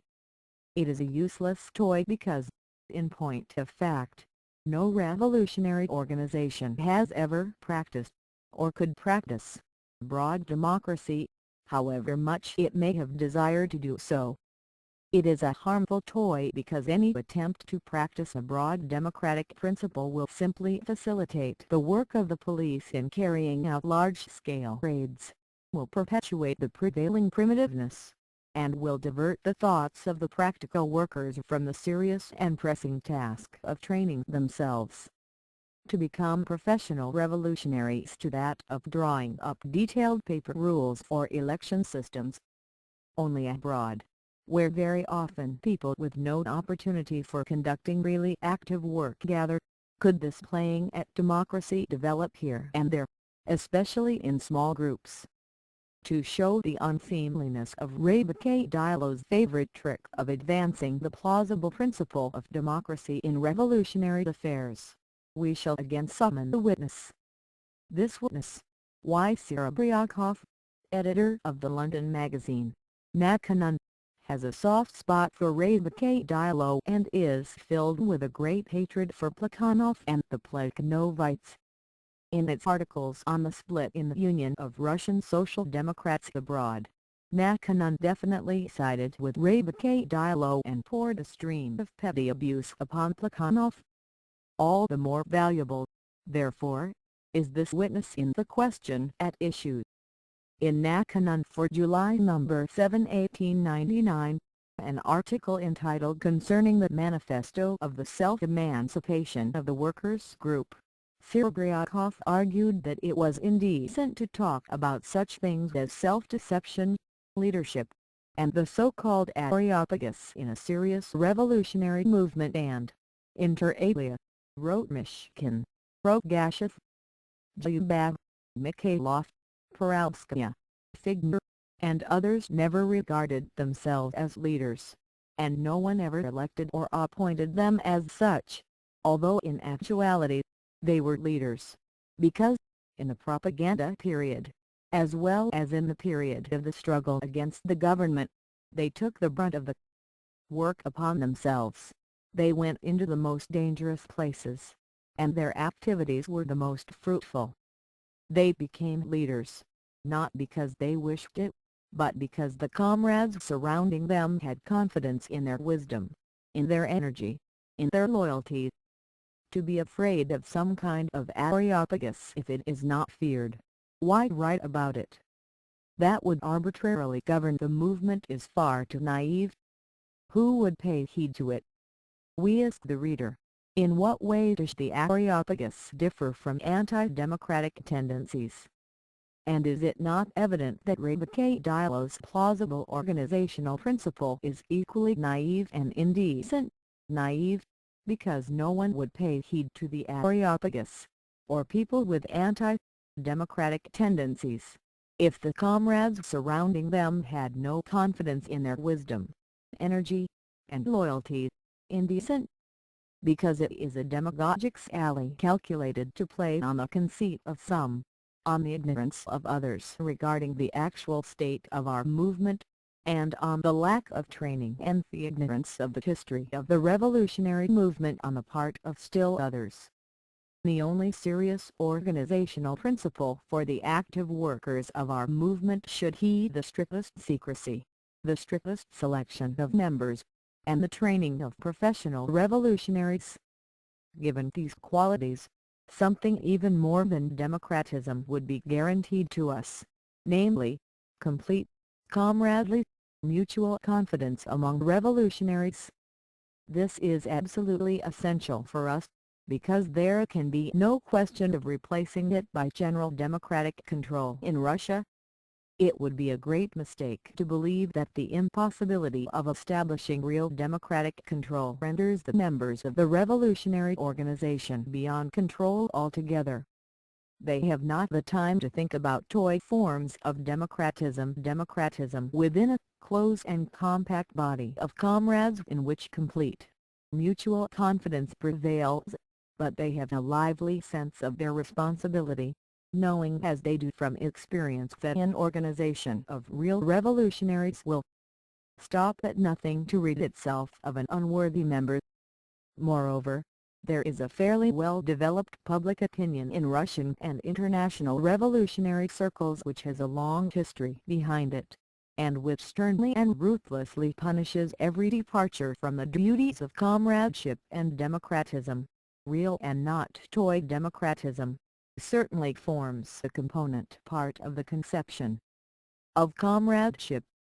Take all this into consideration and you will realize that this talk and these resolutions about anti-democratic tendencies have the musty odor of the playing at generals which is indulged in abroad. It must be observed also that the other source of this talk, this naivete, is likewise fostered by the confusion of ideas concerning the meaning of democracy. In Mr. and Mrs. Webb's book on the English trade unions there is an interesting chapter entitled Primitive Democracy. In it the authors relate how the English workers, in the first period of existence of their unions, considered it an indispensable sign of democracy for all the members to do all the work of managing the unions. Not only were all questions decided by the vote of all the members, but all official duties were fulfilled by all the members in turn.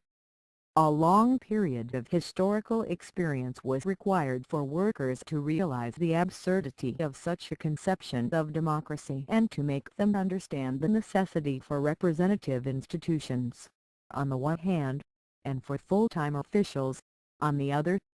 Only after a number of cases of financial bankruptcy of trade union treasuries had occurred did the workers realize that the rates of contributions and benefits cannot be decided merely by a democratic vote, but that this requires also the advice of insurance experts.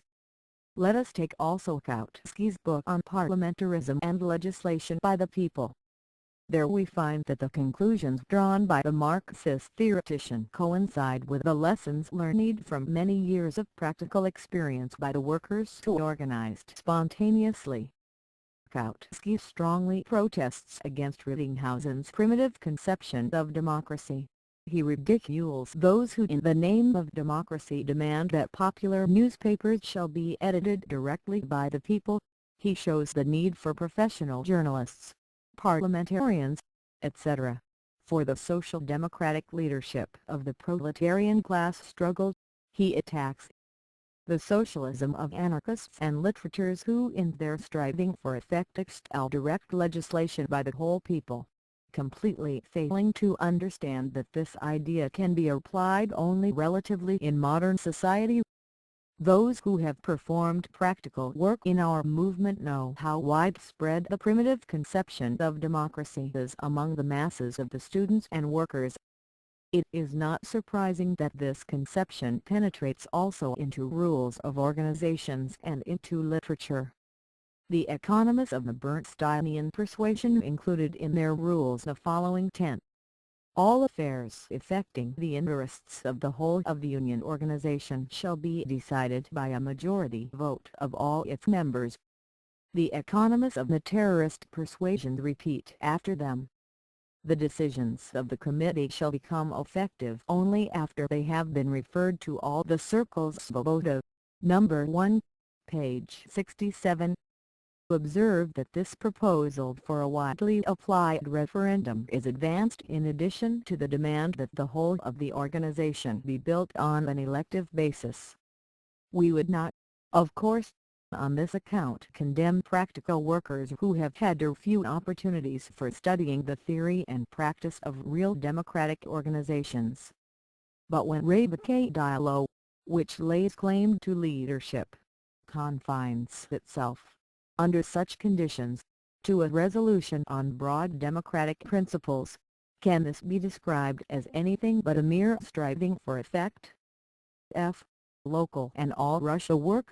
The objections raised against the plan of organization here outlined on the grounds that it is undemocratic and conspiratorial are totally unsound.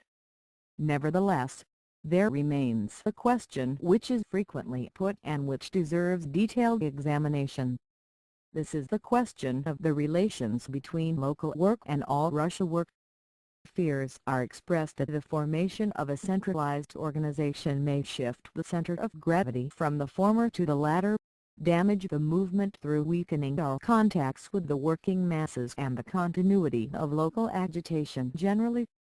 To these fears we reply that our movement in the past few years has suffered precisely from the fact that local workers have been too absorbed in local work, that therefore it is absolutely necessary to shift the center of gravity somewhat to national work, and that, far from weakening, this would strengthen our ties and the continuity of our local agitation. Let us take the question of central and local newspapers. I would ask the reader not to forget that we cite the publication of newspapers only as an example illustrating an immeasurably broader and more varied revolutionary activity in general. In the first period of the mass movement 1896-98, an attempt was made by local revolutionary workers to publish an all-Russia paper Revolutionary Gazeta. In the next period 1898-1900, the movement made an enormous stride forward, but the attention of the leaders was wholly absorbed by local publications. If we compute the total number of the local papers that were published, we shall find that on the average one issue per month was published. Footnote 15. Does this not clearly illustrate our amateurism? Does this not clearly show that our revolutionary organization lags behind the spontaneous growth of the movement? If the same number of issues had been published, not by scattered local groups, but by a single organization, we would not only have saved an enormous amount of effort, but we would have secured immeasurably greater stability and continuity in our work. This simple point is frequently lost sight of by those practical workers who work actively and almost exclusively on local publications. Unfortunately, this is true even now in the overwhelming majority of cases, as well as by the publicists who display an astonishing quixotism on this question. The practical workers usually rest content with the argument that it is difficult. Footnote 16. This difficulty is more apparent than real. In fact, there is not a single local study circle that lacks the opportunity of taking up some function or other in connection with all Russia work. Don't say, "I can't," say, "I won't." Lenin. End of footnote. For local workers to engage in the organization of an all-Russia newspaper, and that local newspapers are better than no newspapers at all.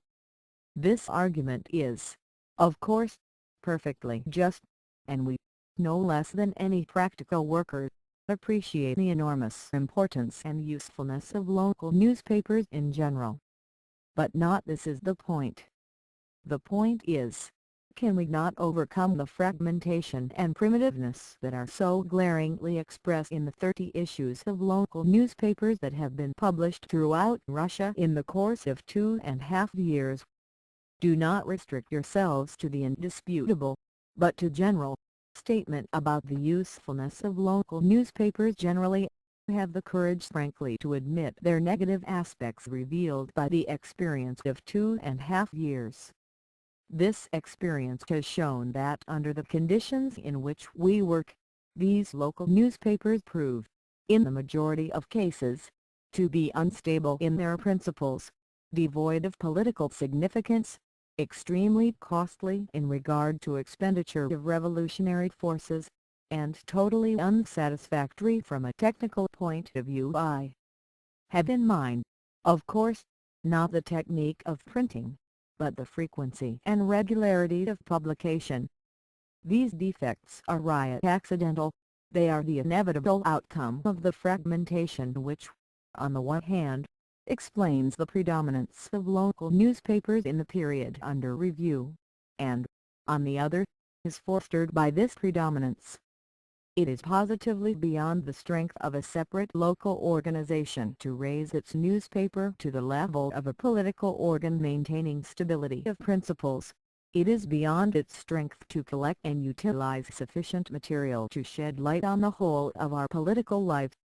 The argument usually advanced to support the need for numerous local newspapers in free countries that the cost of printing by local workers is low and that the people can be kept more fully and quickly informed. This argument, as experience has shown, speaks against local newspapers in Russia. They turn out to be excessively costly in regard to the expenditure of revolutionary forces, and appear very rarely, for the simple reason that the publication of an illegal newspaper, however small its size, requires an extensive secret apparatus, such as is possible with large-scale factory production, for this apparatus cannot be created in a small, handicraft workshop. Very frequently, the primitiveness of the secret apparatus every practical worker can cite numerous cases enables the police to take advantage of the publication and distribution of 1 or 2 issues to make mass arrests, which result in such a clean sweep that it becomes necessary to start all over again. A well-organized secret apparatus requires professionally well-trained revolutionaries and a division of labor applied with the greatest consistency, but both these requirements are beyond the strength of a separate local organization, however strong it may be at any given moment. Not only the general interests of our movement as a whole, training of the workers in consistent socialist and political principles, but also specifically local interests are better served by non-local newspapers. This may seem paradoxical at first sight, but it has been proved to the hilt by the 2.5 years of experience referred to. Everyone will agree that had all the local forces that were engaged in the publication of the 30 issues of newspapers worked on a single newspaper, 60, if not 100, issues could easily have been published, with a fuller expression, in consequence, of all the specifically local features of the movement. True, it is no easy matter to attain such a degree of organization, but we must realize the need for it. Every local study circle must think about it and work actively to achieve it, without waiting for an impetus from outside, without being tempted by the popularity and closer proximity of a local newspaper which, as our revolutionary experience has shown, proves to a large extent to be illusory. And it is a bad service indeed those publicists render to the practical work who, thinking themselves particularly close to the practical workers, fail to see this illusoriness, and make shift with the astoundingly hollow and cheap argument that we must have local newspapers, we must have district newspapers, and we must have all Russia newspapers. Generally speaking, of course, all these are necessary, But once the solution of a concrete organizational problem is undertaken, surely time and circumstances must be taken into consideration. Is it not quixotic for Svoboda number 1, page 68 to write in a special article dealing with the question of a newspaper? It seems to us that every locality, with any appreciable number of workers, should have its own workers' newspaper, not a newspaper imported from somewhere, but its very own. If the publicist who wrote these words refuses to think of their meaning, then at least the reader may do it for him. How many scores, if not hundreds, of localities with any appreciable number of workers there are in Russia, and what a perpetuation of our amateurish methods this would mean if indeed every local organization set about publishing its own newspaper. How this diffusion would facilitate the gendarmery's task of netting, and without any appreciable effort, the local revolutionary workers at the very outset of their activity, and of preventing them from developing into real revolutionaries. The reader of an all-Russia newspaper, continues the author, would find little interest in the descriptions of the malpractices of the factory owners and the details of factory life in various towns not his own. But an inhabitant of Orel would not find Orel affairs dull reading. In every issue he would learn who had been picked for a lambasting and who had been flayed, and he would be in high spirits. Page 69. Certainly, the Orel reader is in high spirits, but our publicist's flights of imagination are also high, too high. He should have asked himself whether such concern with trivialities is tactically in order. We are second to none in appreciating the importance and necessity of factory exposures, but it must be borne in mind that we have reached the stage when St. Petersburg folk find it dull reading the St. Petersburg correspondence of the St. Petersburg Revolutionary Missile. Leaflets are the medium through which local factory exposures have always been and must continue to be made, but we must raise the level of the newspaper, not lower it to the level of a factory leaflet. What we ask of a newspaper is not so much petty exposures, as exposures of the major, typical evils of factory life, exposures based on especially striking facts and capable, therefore, of arousing the interest of all workers and all leaders of the movement, of really enriching their knowledge, broadening their outlook, and serving as a starting point for awakening new districts and workers from ever newer trade areas. Moreover, in a local newspaper, all the malpractices of the factory administration and other authorities may he denounce then and there. In the case of a general, distant newspaper, however, by the time the news reaches it the facts will have been forgotten in the source localities. The reader, on getting the paper, will exclaim, "When was it? Who remembers it?" Hibbett. Precisely, who remembers it? From the same source we learn that the 30 issues of newspapers which appeared in the course of 2.5 years were published in 6 cities. This averages 1 issue per city per half year. And even if our frivolous publicist trebled his estimate of the productivity of local work, which would be wrong in the case of an average town, since it is impossible to increase productivity to any considerable extent by our rule of thumb methods, we would still get only 1 issue every 2 months, i.e., nothing at all like denouncing then and there. It would suffice, however, for 10 local organizations to combine and send their delegates to take an active part in organizing the general newspaper, to enable us every fortnight to denounce, over the whole of Russia, not petty, but really outstanding and typical evils. No one who knows the state of affairs in our organizations can have the slightest doubt on that score. As for catching the enemy red-handed, if we mean it seriously and not merely as a pretty phrase that is quite beyond the ability of an illegal paper generally, it can be done only by the leaflet, because the time limit for exposures of that nature can be a day or two at the most, e.g., the usual brief strikes, violent factory clashes, demonstrations, etc.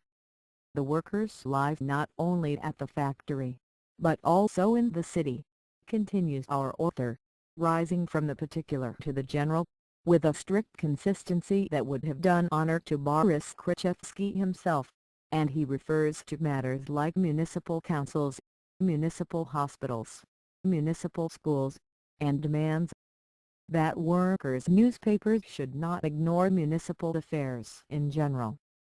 This demand, excellent in itself, serves as a particularly vivid illustration of the empty abstraction to which discussions of local newspapers are all too frequently limited. In the first place, if indeed newspapers appeared in every locality with any appreciable number of workers with such detailed information on municipal affairs as Svoboda desires, this would, under our Russian conditions, inevitably degenerate into actual concern with trivialities, lead to a weakening of the consciousness of the importance of an all-Russia revolutionary assault upon the Tsarist autocracy, and strengthen the extremely virile shoots not uprooted but rather hidden or temporarily suppressed of the tendency that has become noted as a result of the famous remark about revolutionaries who talk a great deal about non-existent parliaments and too little about existent municipal councils. We say inevitably, in order to emphasize that Svoboda obviously does not desire this, but the contrary, to come about. But good intentions are not enough. For municipal affairs to be dealt with in their proper perspective, in relation to our entire work, this perspective must first be clearly conceived, firmly established, not only by argument, but by numerous examples, so that it may acquire the stability of a tradition. This is still far from being the case with us. Yet this must be done first, before we can allow ourselves to think and talk about an extensive local press. Secondly, to write really well and interestingly about municipal affairs, one must have first-hand knowledge, not book knowledge, of the issues. But there are hardly any social democrats anywhere in Russia who possess such knowledge. To be able to write in newspapers, not in popular pamphlets about municipal and state affairs, one must have fresh and varied material gathered and written up by able people. And in order to be able to gather and write up such material, we must have something more than the primitive democracy of a primitive circle, in which everybody does everything and all entertain themselves by playing at referendums.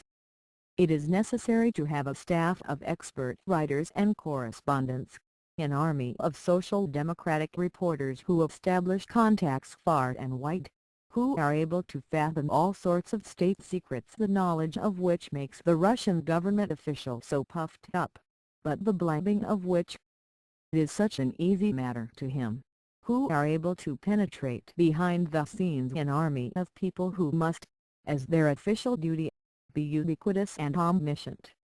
And we, the party that fights against all economic, political, social, and national oppression, can and must find, gather, train, mobilize, and set into motion such an army of omniscient people, all of which requires still to be done. Not only has not a single step in this direction been taken in the overwhelming majority of localities, but even the recognition of its necessity is very often lacking. One will search in vain in our social democratic press for lively and interesting articles, correspondence, and exposures dealing with our big and little affairs, diplomatic, military, ecclesiastical, municipal, financial, etc., etc. There is almost nothing, or very little, about these matters. Footnote 17. That is why it always annoys me frightfully when a man comes to me, utters beautiful and charming words about the need for newspapers in every locality with any appreciable number of workers that will expose factory, municipal, and government evils. the predominance of the local papers over the central press may be a sign of either poverty or luxury.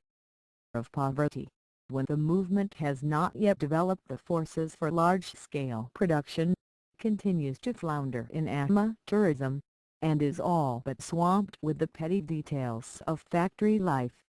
Of luxury, when the movement has fully mastered the task of comprehensive exposure and comprehensive agitation, and it becomes necessary to publish numerous local newspapers in addition to the central organ.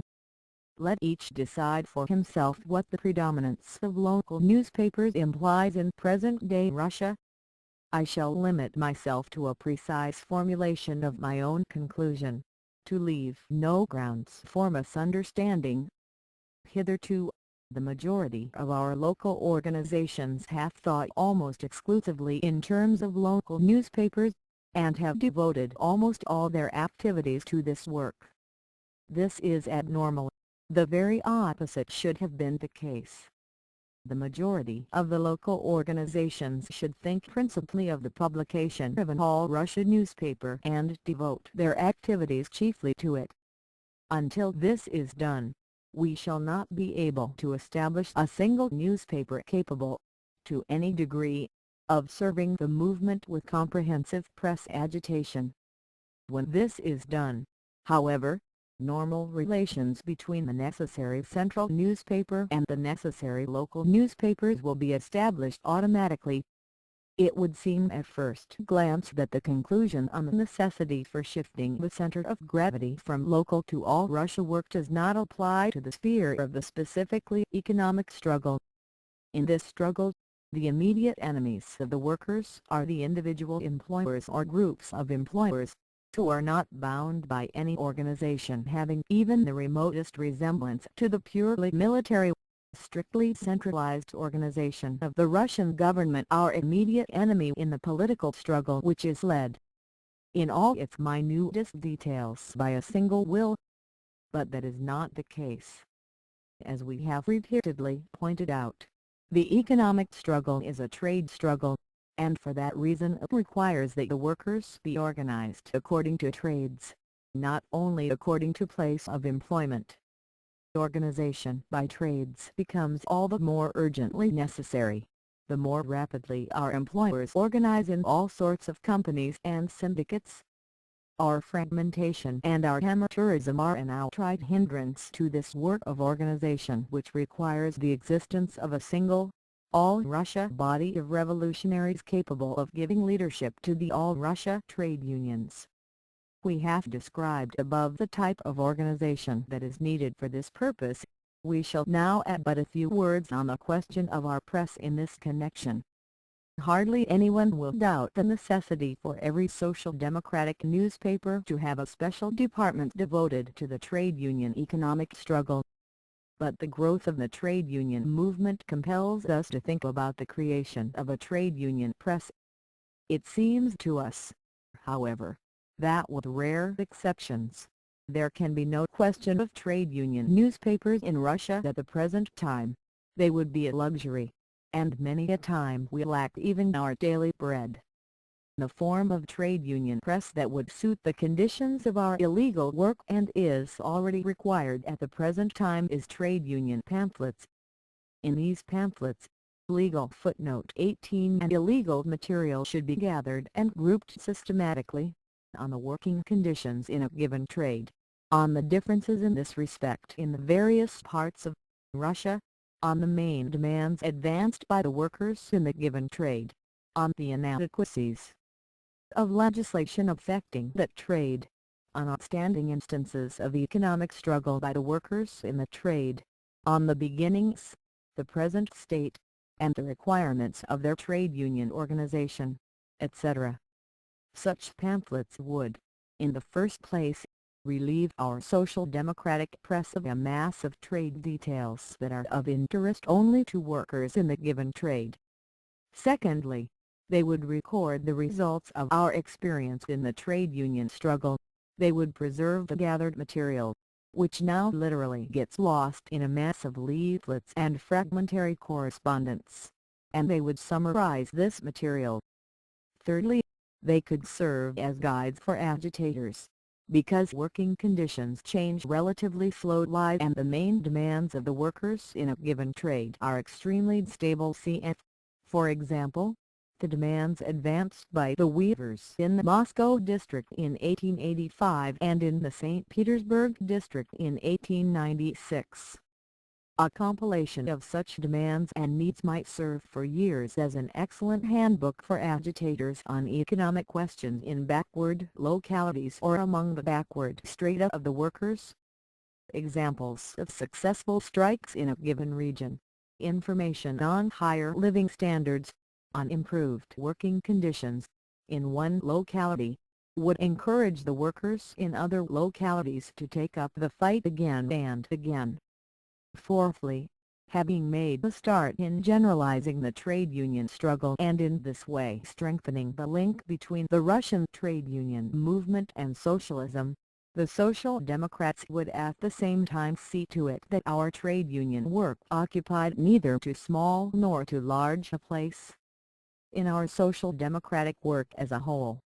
The local organization that is cut off from organizations in other towns finds it very difficult, sometimes almost impossible, to maintain a correct sense of proportion. The example of Revolutionaries shows what a monstrous exaggeration can be made in the direction of trade unionism, but an all-Russia organization of revolutionaries that stands undeviatingly on the basis of Marxism, that leads the entire political struggle and possesses a staff of professional agitators, will never find it difficult to determine the proper proportion. Notes 1. Revolutionaries and Dialog, especially the reply to Plekhanov, Lenin 2. See who will bring about the political revolution. In the collection published in Russia, entitled The Proletarian Struggle, reissued by the Kiev Committee, Lenin 3. Regeneration of Revolutionism and the Journal Svoboda, Lenin 4. See Collected Works, Volume 5, page 18, Editor's Note. 5. German Loose. Editor's Note. 6. Iskra's campaign against the tares evoked the following angry outburst from Dialog. For Iskra, the signs of the times lie not so much in great events of the spring, as in the miserable attempts of the agents of Zubadov to legalize the working class movement. It fails to see that these facts tell against it, for they testify that the working class movement has assumed menacing proportions in the eyes of the government. To Conferences, page 27. For all this we have to blame the dogmatism of the orthodox who turn a deaf ear to the imperative demands of life. They obstinately refuse to see the yard-high wheat and are combating inch-high tares. Does this not reveal a distorted sense of perspective in regard to the Russian working class movement? Hibbett, page 27. Lenin 7. Of wages earned, tr. 8. For the moment let us observe merely that our remarks on pushing on from outside and Svoboda's other disquisitions on organization apply in their entirety to all the economists, including the adherents of Dialog, for some of them have actively preached and defended such views on organization, while others among them have drifted into them. Lenin 9. This term is perhaps more applicable to Svoboda than the former, for in an article entitled The Regeneration of Revolutionism the publication defends terrorism, while in the article at present under review it defends economism. One might say of Svoboda that it would if it could, but it can't. Its wishes and intentions are of the very best, but the result is utter confusion. This is chiefly due to the fact that, while Svoboda advocates continuity of organization, it refuses to recognize continuity of revolutionary thought and social democratic theory. It wants to revive the professional revolutionary, the regeneration of revolutionism, and to that end proposes, first, excitative terrorism, and, secondly, an organization of average workers. Svoboda, number 1, page 66, at CQ, as less likely to be pushed on from outside. In other words, it proposes to pull the house down to use the timber for heating it. Lenin 10. Note: this footnote has been moved into the body of the document. 11. Note: This footnote has been moved into the body of the document. 12. Svoboda, number 1, page 66.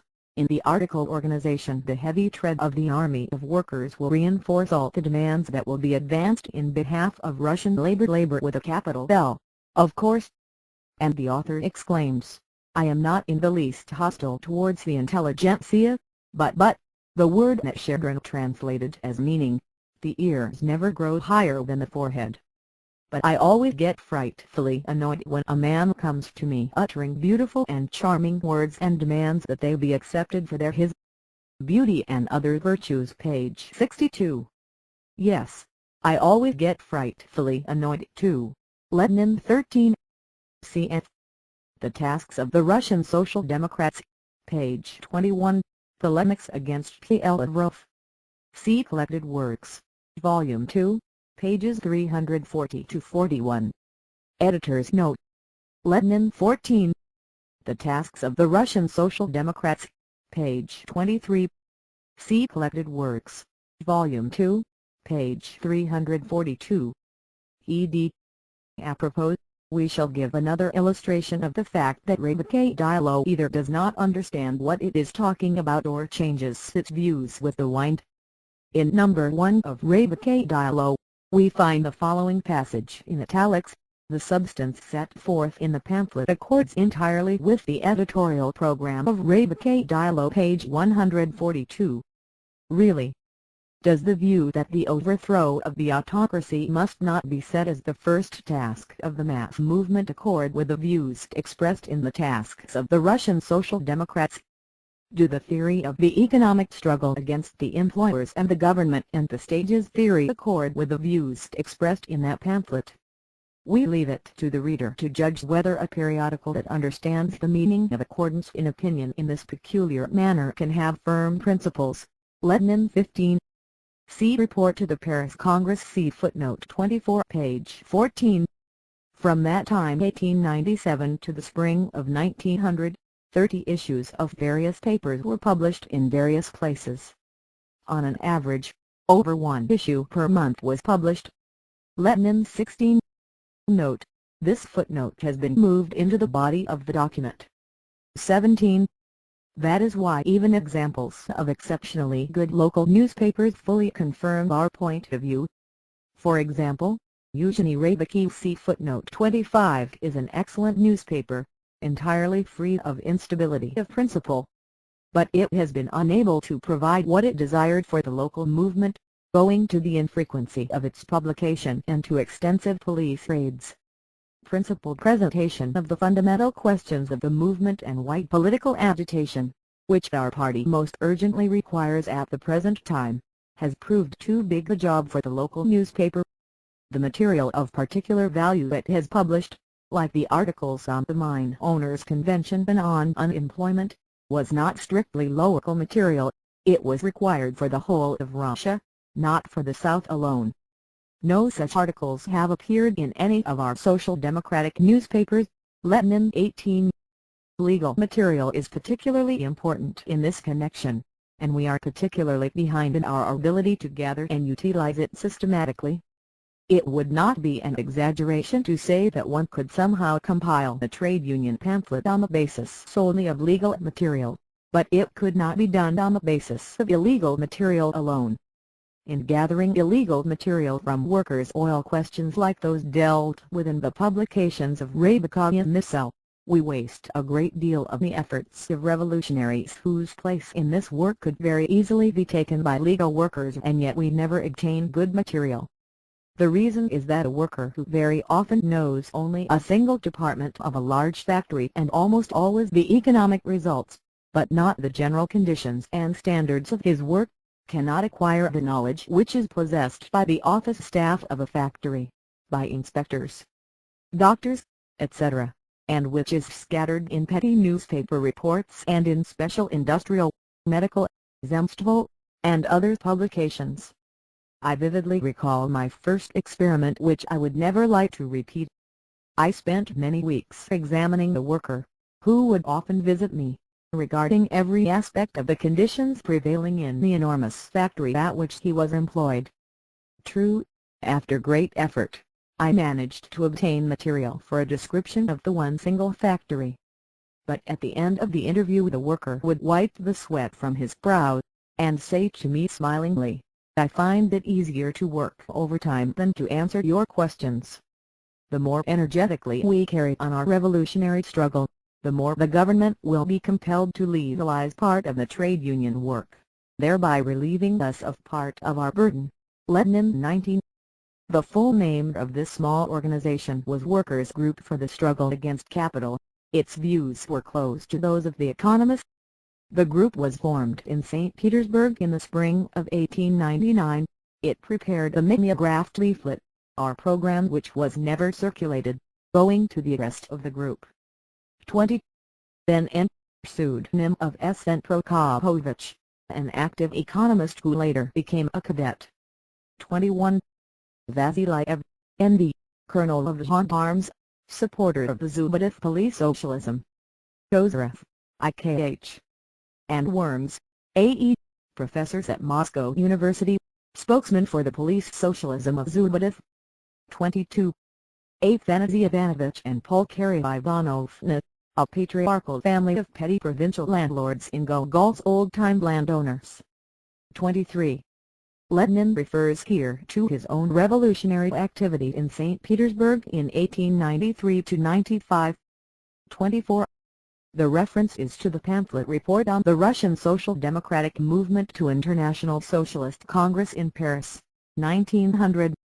The report was submitted to the Congress by the editorial board of Dialog on behalf of the Union of Russian Social Democrats Abroad and was published as a separate pamphlet in Geneva in 1901.